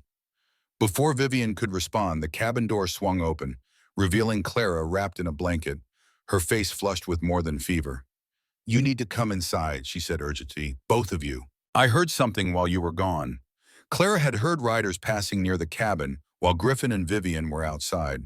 3 men, their voices carrying through the thin walls as they discussed the best approach to Sullivan's place once darkness fell. I couldn't hear everything, Clara explained, huddled in a chair by the fire, her blanket wrapped tightly around thin shoulders. But one of them mentioned Blackwood by name, saying they should wait for his signal. Griffin's face had grown increasingly grim as Clara spoke. Did you recognize any of the voices? Clara shook her head, then hesitated. Maybe Mercer, the man who works for Mr. Blackwood at the assay office? It was hard to tell. Griffin paced the small confines of the cabin, his limp more pronounced with agitation. Douglas moves quickly, he muttered, more to himself than to them. Must have had them following him, waiting for an opportunity. An opportunity for what? Vivian asked, though she feared she knew the answer. Griffin met her gaze, his expression resolute. To ensure my cooperation. By force, if necessary. He turned to Clara. We need to get you out of here. Back to your father's place. In this weather, Vivian protested. Her lungs will fare worse if Douglas's men find her here, Griffin interrupted. They're not gentle, Vivian, and Clara is evidence of my illegal practice. Douglas is perfect leverage. Clara straightened in her chair, a flash of steel showing through her fragility. I won't leave you to face them alone, she insisted. Not after everything you have done for me. For all of us. This isn't a debate, Griffin said firmly. Your father's place is 3 miles by the North Trail. The storm's in a lull. We can make it before dark if we leave now. Within the hour, they had Clara bundled onto Griffin's strongest horse, her slight frame dwarfed by layers of clothing and blankets. Griffin had filled saddlebags with medicines, food, in a letter to Harrison explaining the situation. Follow the North Ridge, Griffin instructed, handing Vivian the reins. It's more sheltered from the wind. Once you crest the hill, you'll see Harrison's place in the valley. There's usually smoke from his chimney. Stay there until I come for you. And if you don't come? Vivian asked quietly, the possibility hanging heavy between them. Griffin's expression softened briefly. Then get Clara to town when it's safe. The doctor there, Mills, is a good man, despite his limitations. He'll continue her treatments. He pressed a folded paper into her hand. My formulations, so he'll know what she's been taking. Vivian tucked the paper into her coat, her heart suddenly too full for words. This man, who had once made the most terrible choice imaginable regarding her husband, was now protecting her and Clara at his own expense. Be careful, she finally managed. Douglas Blackwood strikes me as a man who doesn't accept refusal gracefully. I've dealt with him before, Griffin assured her, though his eyes betrayed his concern. Go now, while the light holds, and stay off the main trails. Clara reached down from the saddle, grasping Griffin's hand. Come for us soon, she said, her eyes bright with unshed tears. Promise. Griffin squeezed her fingers. I promise. He stepped back, looking up at Vivian. Take care of each other. The journey to Harrison's cabin was arduous despite the relatively short distance. Darkness was falling by the time they crested the ridge Griffin had described. Below, nestled in a small valley, a cabin similar to Griffin's stood outlined against the snow. Smoke rose reassuringly from its chimney, and a faint light glowed in one window. Harrison must have been watching for visitors, for the cabin door opened before they reached it, the old man's weathered face a picture of surprise and concern as he recognized them. Clara, Mrs. Wright? He hurried forward, helping Clara down from the horse. What in heaven's name are you doing out in this weather? We need shelter, Vivian explained, dismounting stiffly, her legs numb from cold. There's trouble at Griffin's cabin. Harrison's expression darkened. Blackwood, he growled. It wasn't a question.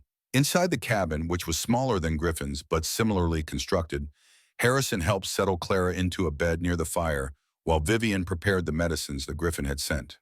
The exertion of the journey had worsened Clara's condition, her breathing labored and a flush of fever returning to her cheeks.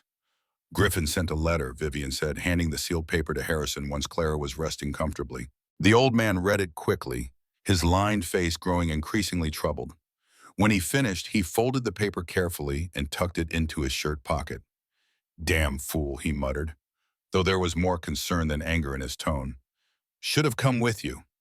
What does it say? Vivian asked. Harrison sighed heavily. That Blackwood's men are closing in. That Griffin's sending you both here for safety while he resolves the situation. He shook his head. Also says, if he hasn't come by morning, I'm to take you both to town and speak to Sheriff Wilson. And will you? Harrison's weathered face creased in a bitter smile. Sheriff's in Blackwood's pocket, same as most everyone else in Pine Ridge.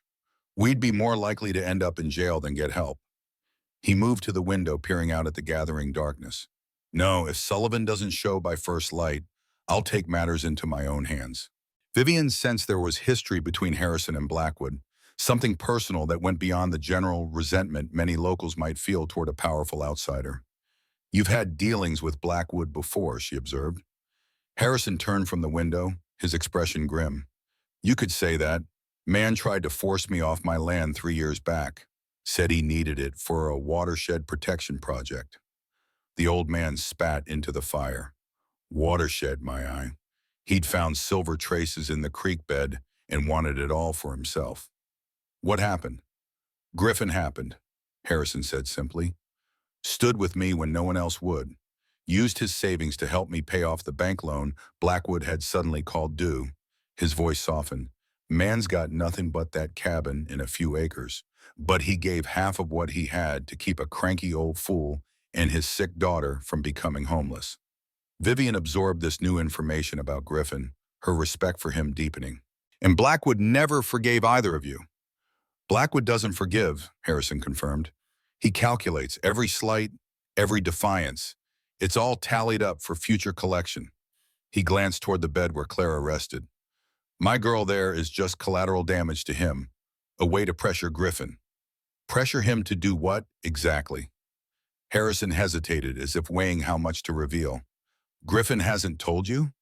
He mentioned something about a sanatorium for wealthy consumptives, Vivian said. But I sense there's more to it. The old man nodded slowly.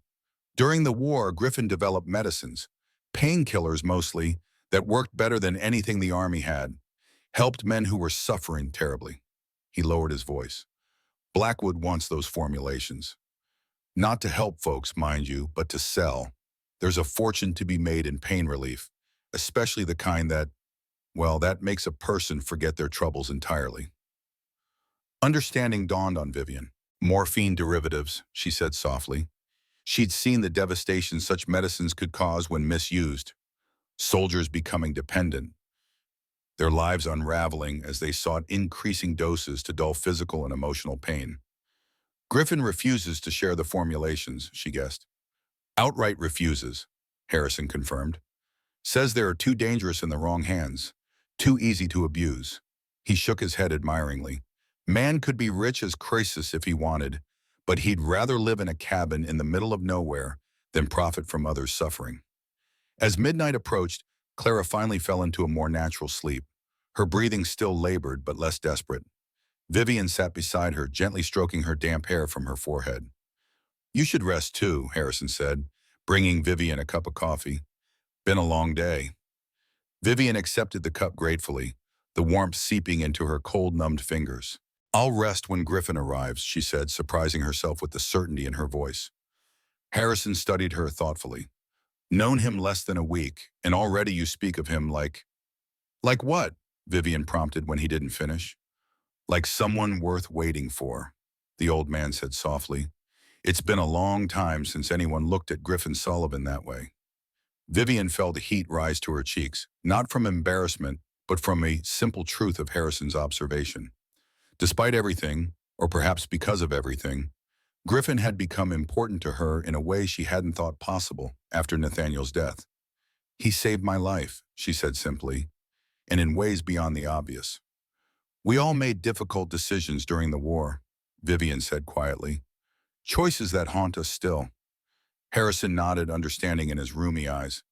I'm sorry, lost my Jacob at Antietam. Never even found his body. He sighed heavily. Sometimes I wonder if any of us truly survived that war, or if we're all just ghosts going through the motions of living. The philosophical turn of the old man's thoughts resonated with Vivian. How often had she felt exactly that way? A ghost drifting through a life that no longer seemed her own. Charlotte believed we could be more than our grief, she said, remembering her sister's persistent hope. That we could learn to live again, not just survive. Vivian found herself wondering where Griffin was at that moment. Had Blackwood's men found him? Was he safe, or had her presence in his life brought danger to his door? The thought that he might be facing violence because of his determination to protect her and Clara was unbearable. He'll come, Harrison said, as if reading her thoughts. Griffin Sullivan doesn't make promises he can't keep. Vivian nodded, clinging to that reassurance as the night deepened around them, and the storm once again claimed the mountain with its fury. Dawn broke gray and tentative over the snow-covered valley, the storm having spent its fury sometime in the night. Vivian stood at Harrison's window, watching the eastern sky lighten with the promise of a clear day. She had slept little, dividing her time between tending Clara and watching the trail for any sign of Griffin. He hadn't come. No sign of him? Harrison asked, joining her at the window, his voice rough with sleep. Vivian shook her head, unable to voice the fear that had grown with each passing hour. Griffin had promised to come for them. Something serious must have prevented him. Harrison sighed heavily, his breath fogging the cold glass. We need to assume the worst then. Blackwood's men may have taken him. Or worse. What would they do to him? Vivian asked, though part of her didn't want to know. Depends on what Douglas wants, Harrison replied grimly. If he's still trying to persuade Griffin to work with him, they'll keep him alive. If he's decided Griffin will never cooperate, he left the sentence unfinished, its conclusion hanging in the cold morning air. We need to help him, Vivian said, decision crystallizing within her. We can't just wait here hoping he'll appear. Harrison studied her with newfound respect. Going up against Blackwood isn't something to undertake lightly, Mrs. Wright. Man's got half the county in his pocket and the other half too scared to move against him. Then we'll be smarter than he expects, Vivian replied, her nurse's practicality asserting itself. First, we need information. We need to know if Griffin is still at his cabin or if he's been taken elsewhere. Clara's voice, weak but determined, came from the bed. Tyler might know. They turned to find the young woman awake, struggling to sit up despite her weakness. Vivian moved quickly to assist her, propping pillows behind her back. Tyler? Vivian asked. Tyler Jenkins, Clara explained. He works for Mr. Blackwood, but he's sweet on me. A faint blush colored her pale cheeks. Visits sometimes when father's away, brings me books and such. Harrison's expression darkened.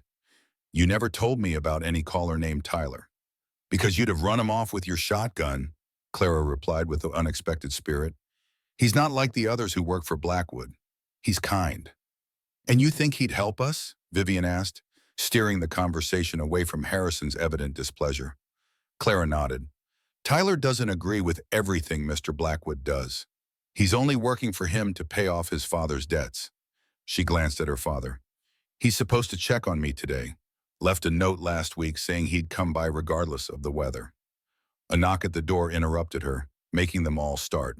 Harrison moved cautiously to the window, peering out before his posture relaxed. Speak of the devil, he muttered, unbolting the door to reveal a young man stamping snow from his boots on the porch. Tyler Jenkins was perhaps 20, with an open, earnest face that contrasted sharply with his worn clothing and the wariness in his eyes. He removed his hat as he entered, revealing a shock of red hair, and his gaze immediately sought Clara. You're ill again, he said, distress evident in his voice as he took in her pallor and the medicines beside her bed. Clara attempted a reassuring smile. I'm better than I was. Dr. Sullivan's treatments are helping. Tyler's expression darkened at the mention of Griffin. Sullivan, he repeated, glancing uncertainly at Vivian. That's why I came, actually. There's trouble. What kind of trouble? Harrison demanded. And who's this lady to you that you'd speak freely in front of her? This is Vivian Wright, Charlotte's sister, Clara explained. She's been helping Dr. Sullivan treat me. Tyler, please, what's happened to Griffin? The young man twisted his hat in his hands, clearly uncomfortable. Blackwood's men took him last night. I wasn't there, but I heard them talking when they returned to town. They said he didn't put up much resistance once they threatened to come after. He glanced at Vivian. After you, ma'am, and Clara. Vivian felt a cold weight settle in her stomach. Griffin had surrendered to protect them, just as she had feared. Is he alive? She asked, her voice steady despite the turmoil within. Tyler nodded quickly. Yes, ma'am, they're holding him at Blackwood's house on the edge of town, the big one with the stone fence. What does Blackwood want with him? Harrison pressed. Tyler hesitated, glancing at Clara as if unsure how much to reveal in front of her. She knows about the medicines, Harrison assured him gruffly. We all do. Speak plainly. It's not just the formulations anymore, Tyler said, lowering his voice. Blackwood's found a silver vein that runs right under Sullivan's property. Rich one, from what I've heard. He needs Sullivan's land, and he needs it quiet-like, without folks realizing there's silver there. Or else others might stake claims nearby, Harrison concluded, understanding dawning. So he's using Griffin's illegal practice as leverage. Yes, sir, sign over the land and leave the territory or face prosecution and prison. Tyler looked genuinely troubled. It's not right. Dr. Sullivan's helped half the town at one time or another, asking nothing in return. And yet they'll stand by while Blackwood destroys him, Harrison said bitterly. Tyler flushed. Most folks don't know the details, sir. They just hear rumors. And they're scared. Blackwood can ruin a family with one word to the bank or the mining company. Vivian considered this information carefully. The town meeting tonight. Will Blackwood be there? Yes, ma'am. He never misses a chance to remind everyone who's really in charge. And Griffin? Will he be present? Tyler shook his head. Doubt it. They're keeping him at the house until he agrees to sign the land transfer. Blackwood wouldn't risk anyone seeing him in his current condition. Vivian's blood ran cold. What condition? Has he been harmed? Tyler's gaze dropped. Mercer's got a temper, he said softly, and Sullivan wasn't initially cooperative. Rage flared within Vivian, a white-hot emotion she hadn't experienced since the worst days of the war, when she'd seen wounded prisoners mistreated. The thought of Griffin enduring violence because of his principles, because of his determination to protect her and Clara, was unbearable. We need to act tonight, she said with quiet intensity. At the town meeting, we'll expose Blackwood's actions publicly, with as many witnesses as possible. Harrison nodded slowly. Could work, but we'll need evidence, not just accusations. Blackwood's too respected, or too feared, for people to take our word over his. I might have something, Tyler offered hesitantly. Blackwood keeps records of everyone who owes him money and what he's asked them to do in return for leniency. Overheard him talking about his ledger of obligations, he calls it. Can you get it? Vivian asked. Tyler swallowed hard. It's in his study. I deliver coal there, so I have access to the house. But if I'm caught, he didn't finish the sentence, but his meaning was clear. You don't have to do this, Clara said, reaching for his hand. It's too dangerous. Tyler squeezed her fingers. I've been working for that man for 3 years, watching him grind good people down, too afraid to do anything about it. He straightened his shoulders. It's time someone stood up to him. We'll need more allies, Harrison said practically. 4 of us won't be enough, especially with Clara too weak to attend. I can make a list, Tyler offered.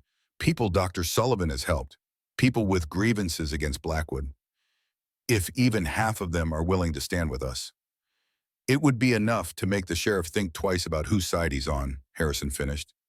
Vivian moved to the window, gazing in the direction of Pine Ridge, invisible beyond the snow-covered hills. Somewhere in that town, Griffin was being held against his will, perhaps suffering for his principles. The man who had once made an impossible choice that altered her life forever was now facing another impossible choice. His freedom against his integrity. We'll get him out, she said softly, as much to herself as to the others. Whatever it takes. Harrison joined her at the window, his weathered face set in determined lines. You care for him, he observed quietly, too low for the others to hear. Vivian didn't deny it. What would be the point? In less than a week, Griffin Sullivan had awakened something in her she'd thought long dead. The capacity to care deeply for another human being, to risk pain for the possibility of connection. I do, she admitted, against all reason. Harrison nodded, understanding in his rheumy eyes. Love's never been reasonable, Mrs. Wright. That's why it's so damn powerful. As the others discussed strategy, Vivian silently made her own vow. Whatever happened at the town meeting tonight, Griffin Sullivan would not face Blackwood's cruelty alone, not while she drew breath. Pine Ridge emerged from the snow-covered landscape like an illustration from a children's book. Wooden buildings with smoke curling from chimneys, streets recently cleared of snow, lanterns already glowing in shop windows against the early winter dusk. Under different circumstances, Vivian might have found it charming.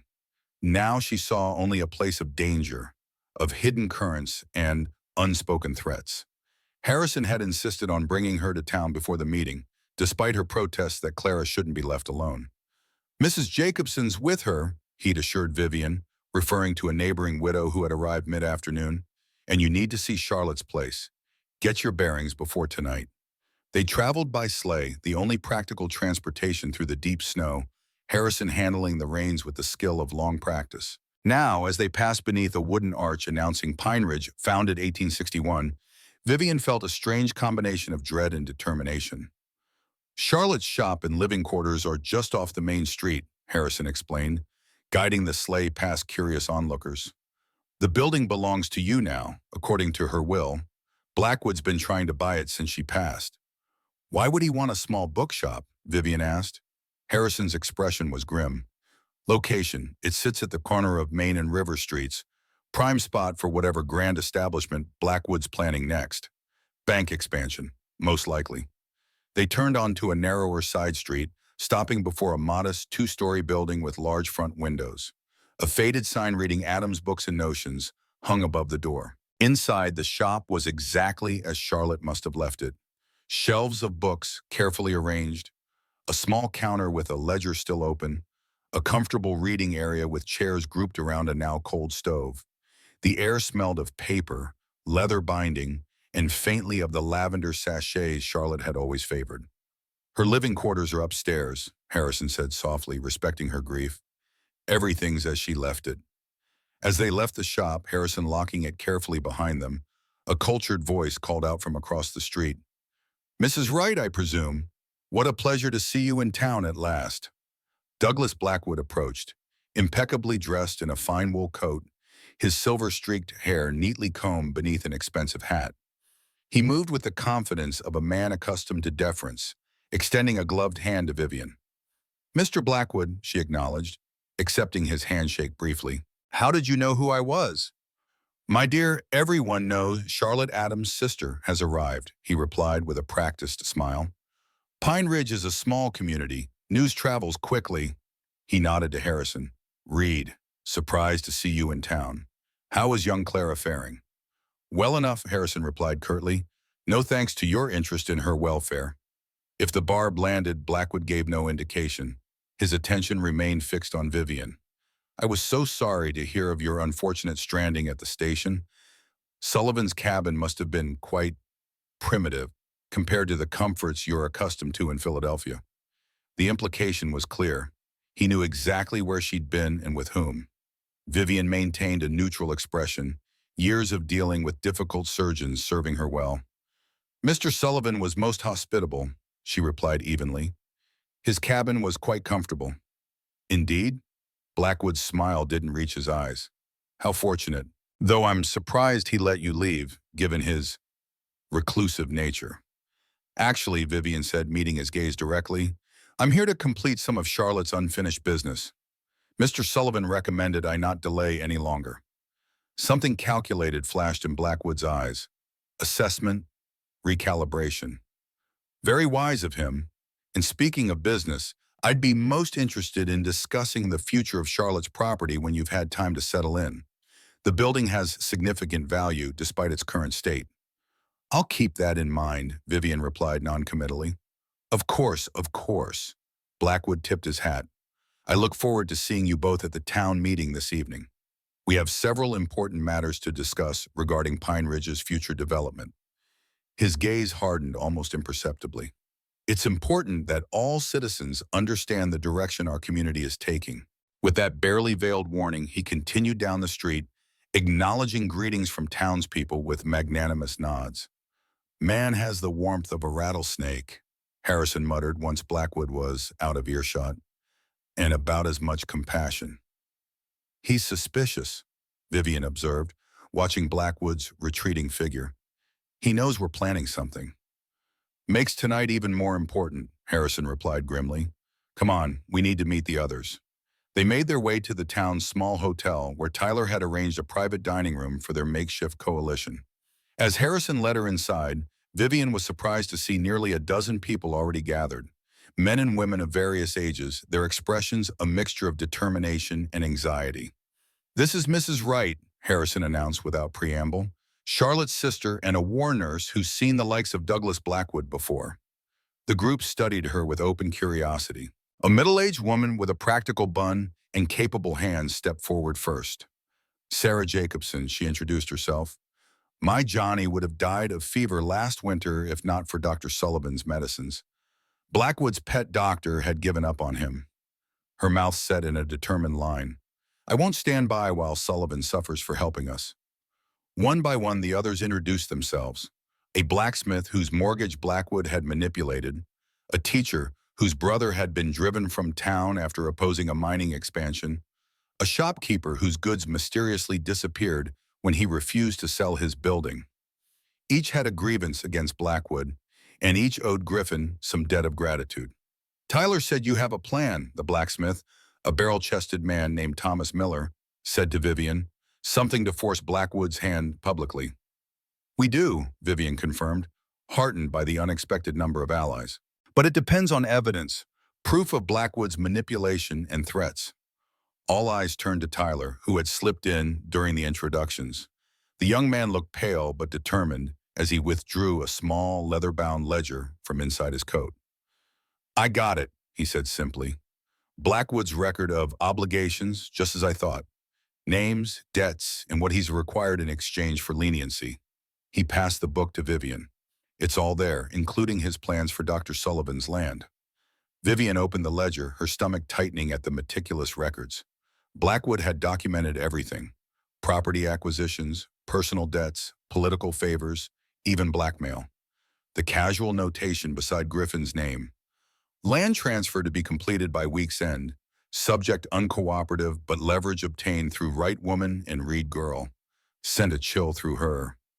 This is damning, she said, looking up at the expectant faces. But will it be enough? Blackwood could claim the book is a forgery. That's why we need witnesses, Harrison explained. People willing to confirm that what's written here matches their own experiences with Blackwood. He surveyed the group. Who's willing to speak publicly? A tense silence fell. Standing against Blackwood privately was one thing. Doing so publicly, risking his retribution, was another matter entirely. I will, Sarah Jacobson said finally, her voice steady, for Johnny's sake, for Dr. Sullivan. And I, Thomas Miller added, his massive hands clenching, been wanting to say my piece for years. One by one, others nodded their agreement, courage building with each commitment. What about Sheriff Wilson, someone asked. He'll side with Blackwood. Not if we present this evidence properly, Vivian replied. From what I understand, the sheriff is a practical man, not an evil one. If enough citizens demand justice, with evidence to support their claims, he'll have to consider which side of history he wants to be on. The group continued planning, assigning specific roles for the meeting. Vivian would present the evidence as a newcomer less vulnerable to Blackwood's immediate retribution. Harrison and Miller would ensure Griffin's presence, retrieving him from Blackwood's house during the meeting when security would be minimal. And if Blackwood refuses to acknowledge the evidence, the teacher asked, if he simply denies everything? Then we have one final card to play, Vivian said, her expression resolute. One that Charlotte unknowingly provided. From her pocket, she withdrew a folded document, Charlotte's last will and testament, which Harrison had retrieved from the shop's records. Charlotte left not only her property to me, but also a detailed account of Blackwood's attempts to pressure her into selling. She documented everything, including threats made to her physician to withhold treatment. Charlotte always was thorough, Sarah Jacobson said with a sad smile, even at the end. As the meeting concluded and the town hall bells began to ring, signaling the imminent start of the official gathering, Vivian felt a complex mixture of emotions. Fear for Griffin, determination to see justice done, and beneath it all, a growing sense that Charlotte had somehow foreseen all of this. That her final gift to Vivian wasn't just property, but purpose, connection, the chance to live again rather than merely exist. Ready? Harrison asked as they prepared to leave for the town hall. Vivian nodded, squaring her shoulders. For Griffin, she said softly, and for Charlotte. For all of us, Harrison added, holding the door as their unlikely coalition moved into the snowy street toward a confrontation that would determine not just Griffin's fate, but the future of Pine Ridge itself. Pine Ridge's town hall was a surprisingly impressive building for such a small community. High ceilings, polished wood floors, large windows. Blackwood's influence was evident in the quality of construction and materials. The main meeting room was already nearly full when Vivian entered with Harrison, townsfolk seated on simple wooden benches facing a raised platform where a long table accommodated the town council. Douglas Blackwood occupied the center position, naturally, his bearing that of a man accustomed to command.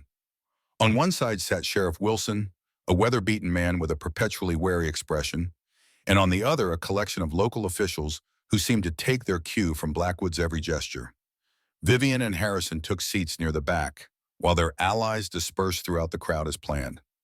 Tyler had gone with Thomas Miller to Blackwood's house, where they would attempt to free Griffin during the meeting. The ledger rested in Vivian's lap, its weight seemingly greater than its actual size. Blackwood called the meeting to order with practiced authority, his voice carrying easily through the hall. Welcome, friends and neighbors, to our January Town Council meeting. We have several important matters to discuss tonight, particularly regarding the spring development projects. Vivian half listened as Blackwood outlined plans for road improvements, a new schoolhouse wing, and expanded mining operations. His skill as an orator was undeniable. He painted a vision of progress and prosperity that had most of the audience nodding in agreement. Of course, such ambitious developments require the cooperation of all citizens, Blackwood continued smoothly. We must all contribute to Pine Ridge's future, whether through labor, investment, or, he paused meaningfully, land usage adjustments.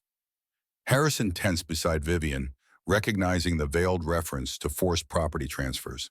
This was the opening they'd been waiting for. Vivian stood, her voice clear and steady. Mr. Blackwood, might I ask how these land usage adjustments are determined and who benefits from them? A ripple of surprise passed through the crowd at the interruption. Blackwood's expression registered momentary annoyance before settling into polite curiosity. Mrs. Wright, isn't it? Charlotte Adams's sister. His smile didn't reach his eyes. A pleasure to have you join our meeting.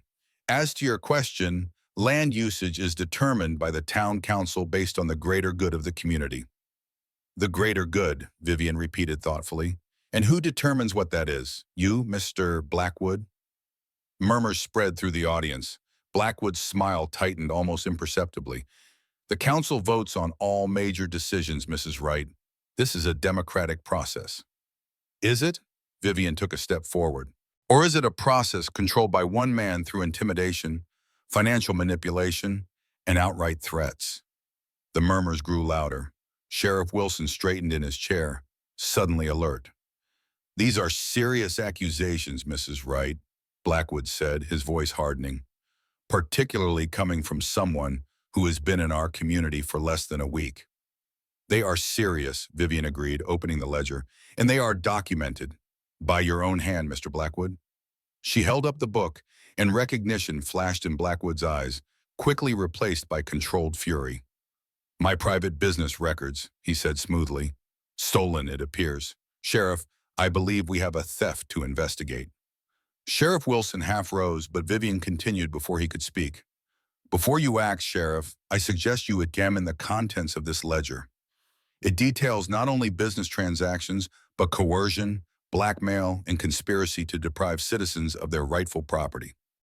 She turned to the crowd, including Griffin Sullivan, who is at this moment being held against his will in Mr. Blackwood's home, beaten and threatened until he signs away his land that conveniently contains a significant silver deposit.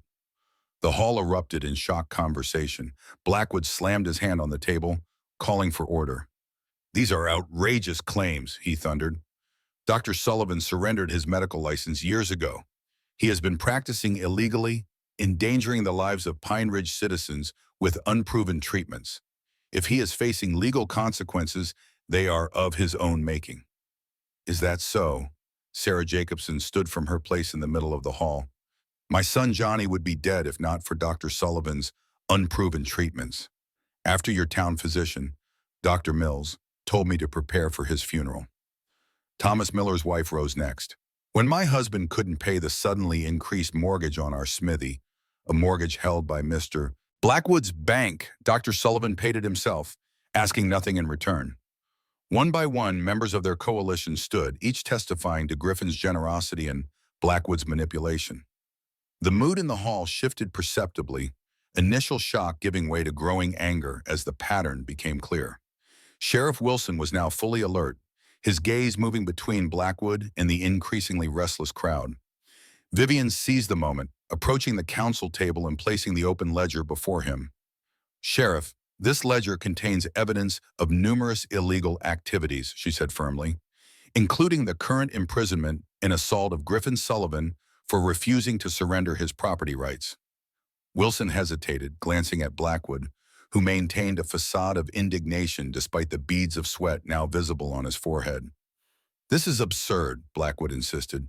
Sullivan is a fraud who has endangered this community with his illegal practice.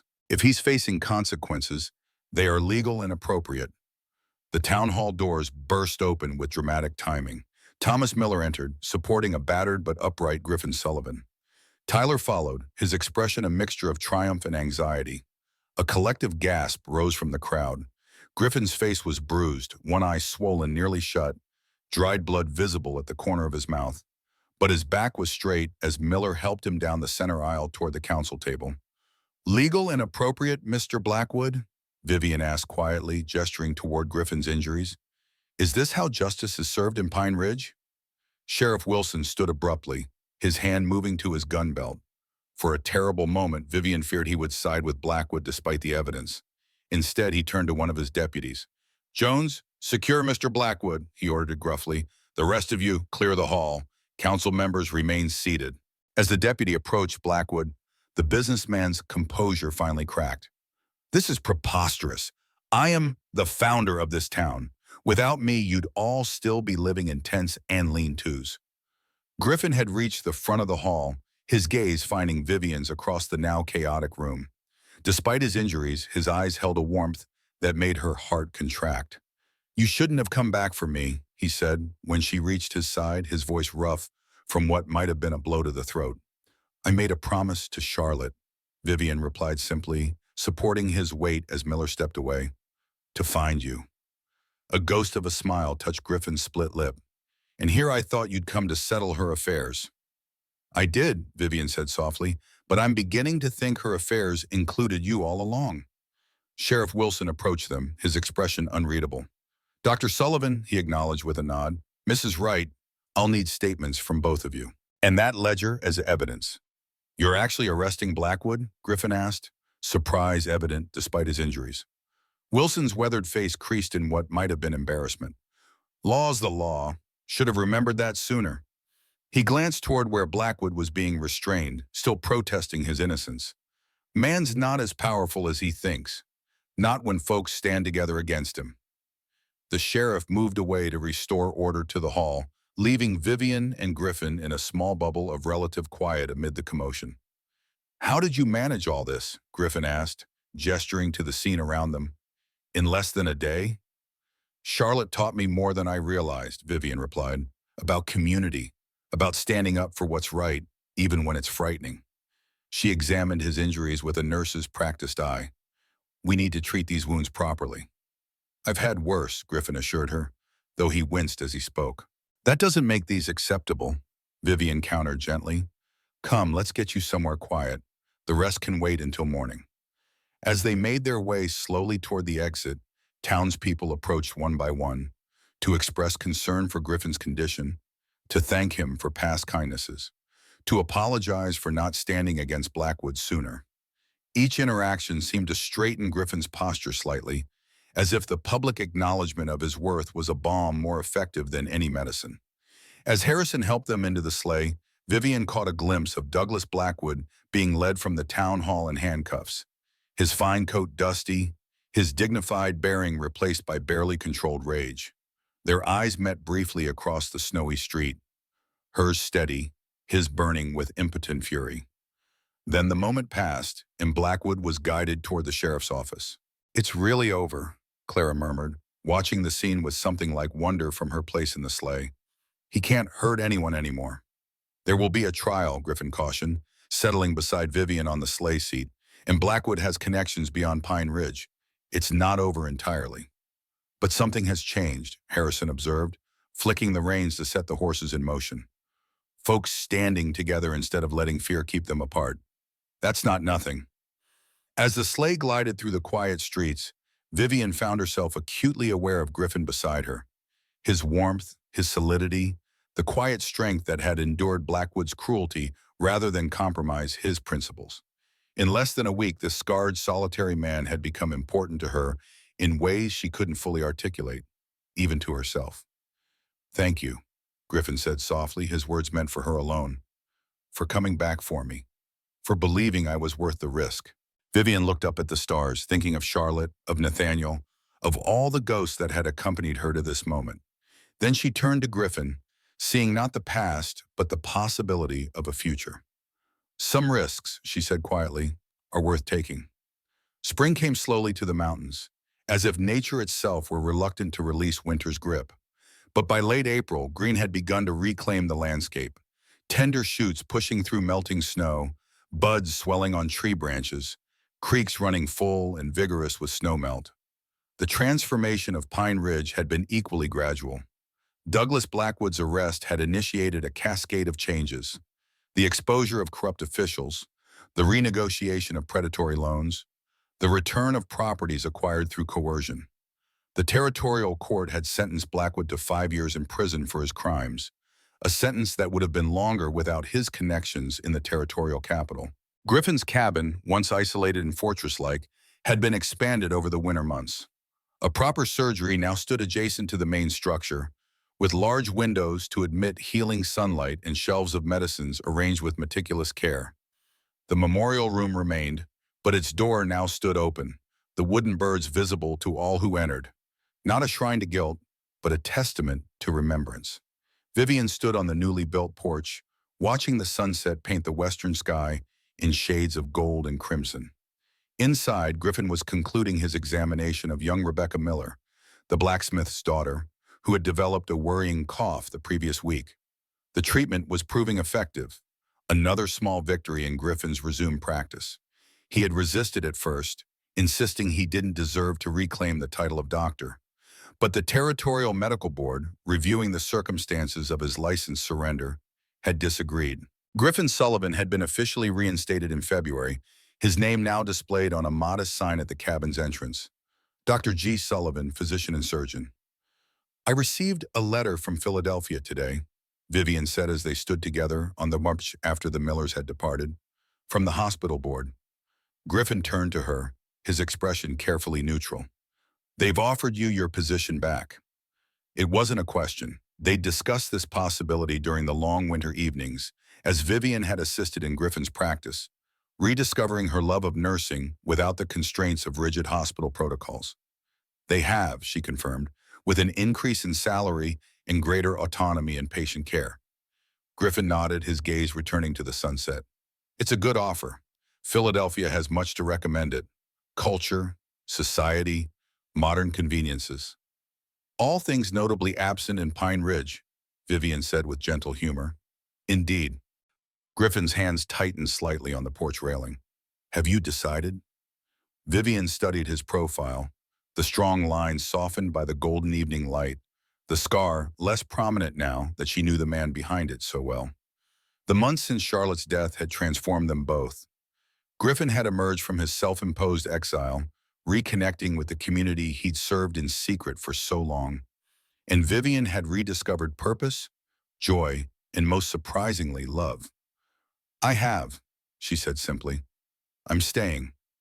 Griffin turned to her, his expression a complex mixture of hope and uncertainty. Vivian, I would never ask you to give up your career, your life in Philadelphia. You didn't ask, she interrupted gently.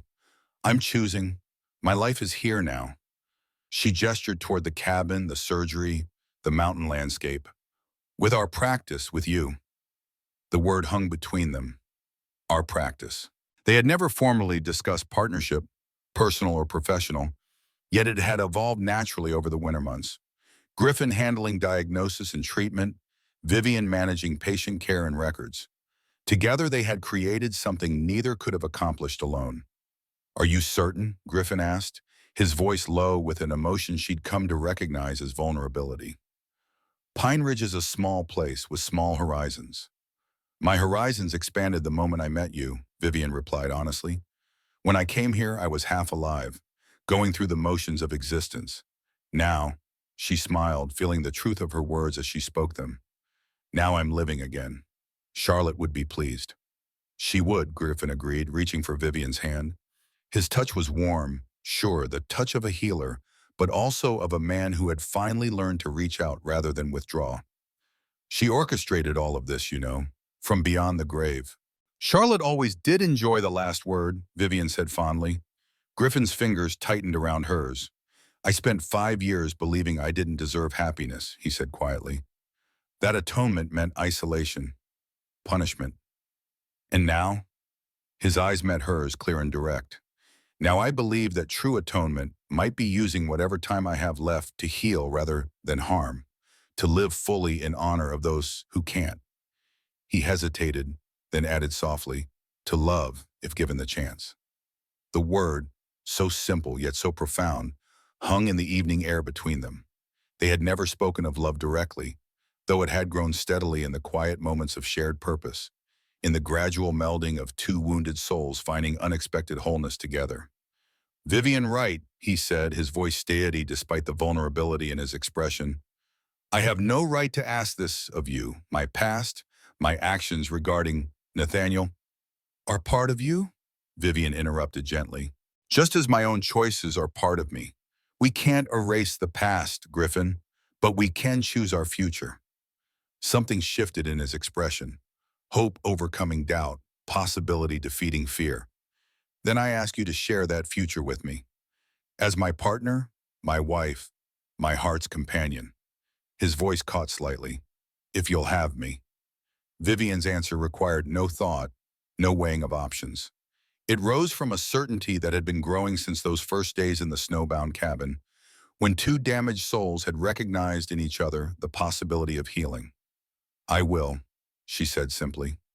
Later, as they sat before the fire in the cabin that had become home to them both, Griffin presented Vivian with a small wooden box, beautifully carved from pine.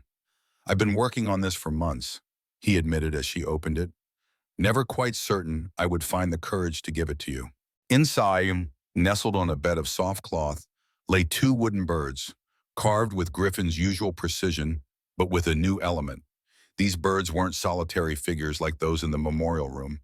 They were paired, wings touching, heads inclined toward each other in an attitude of communion. They're beautiful, Vivian whispered, lifting the delicate carvings. Not memorials, Griffin explained, his voice low with meaning. Promises, symbols of life, not death, of flight, not captivity. Vivian understood the significance. These weren't additions to his wall of remembrance, but tokens of a new beginning, of two souls who had found each other against all odds, creating something neither had believed possible after such profound loss. Where shall we put them, she asked, knowing the placement would hold meaning. Griffin smiled, a full, genuine smile that transformed his face, erasing years of solitude and grief. On the mantle, he suggested, where we'll see them every day. A reminder that sometimes the most grievous wounds can lead to the most unexpected healing. Outside, spring continued its quiet reclamation of the winter landscape.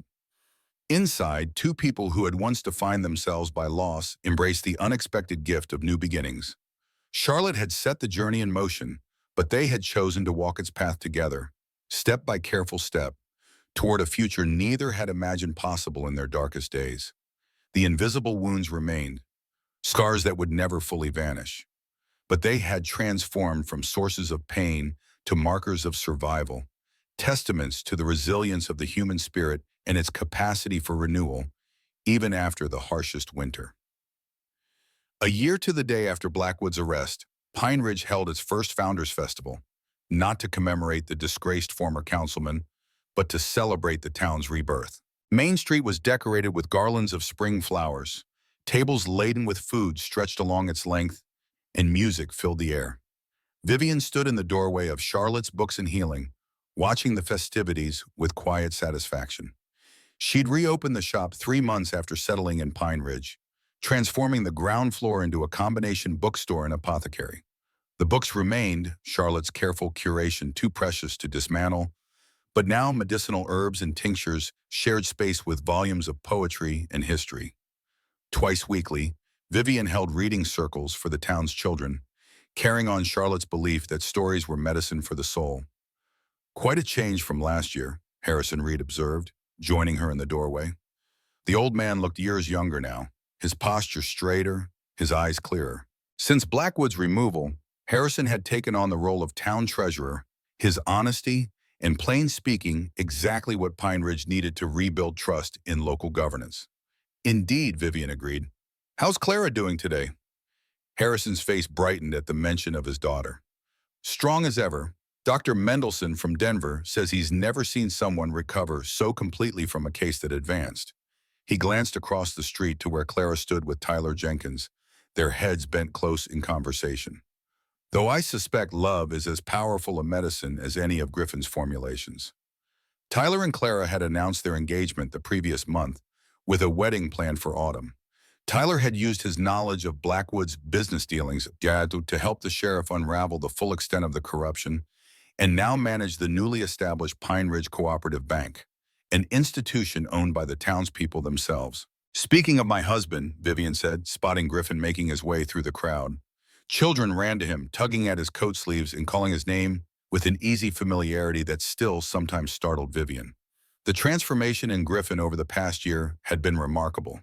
Where once he'd hidden away, bearing his guilt in isolation, he now moved through the community as its heart. The wooden birds still lined his memorial room, but he no longer added to their number. Instead, he kept a different tally now, of lives saved, of pain eased, of futures restored. Griffin reached them, his face flushed with exertion and pleasure. Thomas Miller's youngest just lost her first tooth, he reported, smiling.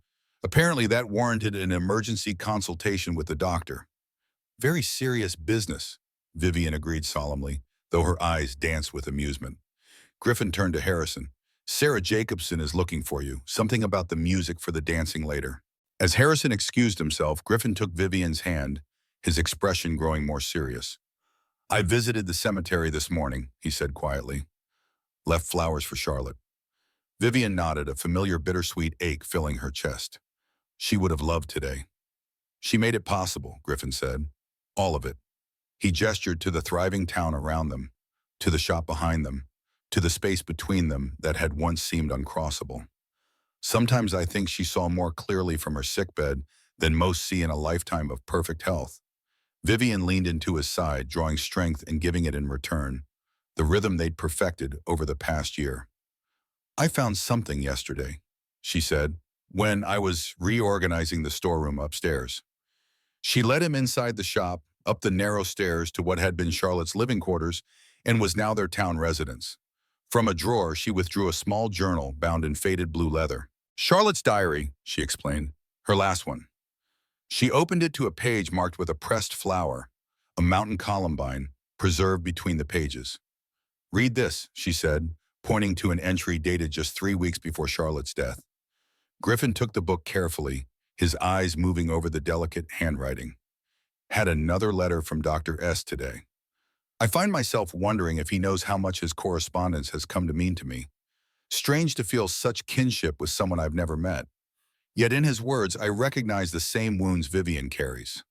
The guilt of survival, the burden of choices made under impossible circumstances. I dreamt last night that they met, Vivian and my doctor. In the dream, they stood on either side of a great chasm, and as they reached toward each other, the gap began to close, not by any magic, but by their mutual effort to bridge it. When I woke, I felt such certainty that this was not merely a dream, but a glimpse of what might be. I won't see it, of course. The doctor confirms what I've known for months now. My time is short, but perhaps, in arranging for Vivian to come here after I'm gone, I can set in motion what my dream revealed. Two healers, each carrying wounds the other might understand. Two souls who've forgotten how to live, but might remember together. It seems presumptuous, perhaps even manipulative, to orchestrate such a meeting from beyond the grave. Yet as the world narrows around me, as breath becomes more precious, I find my vision of what matters has only sharpened. Life is too brief, too fragile for those who remain to waste it in isolation. I leave this journal for Vivian to find when she's ready, when she understands that in seeking to heal her, I found my own purpose, that in connecting others, I discovered my own most meaningful connection to the world I must soon leave. Griffin looked up from the page, his eyes bright with unshed tears. Charlotte's last gift, he said softly. Vivian nodded, her own vision blurring. She gave us each other, but more than that, she showed us how to live again. Outside, the music had grown louder, the celebration in full swing.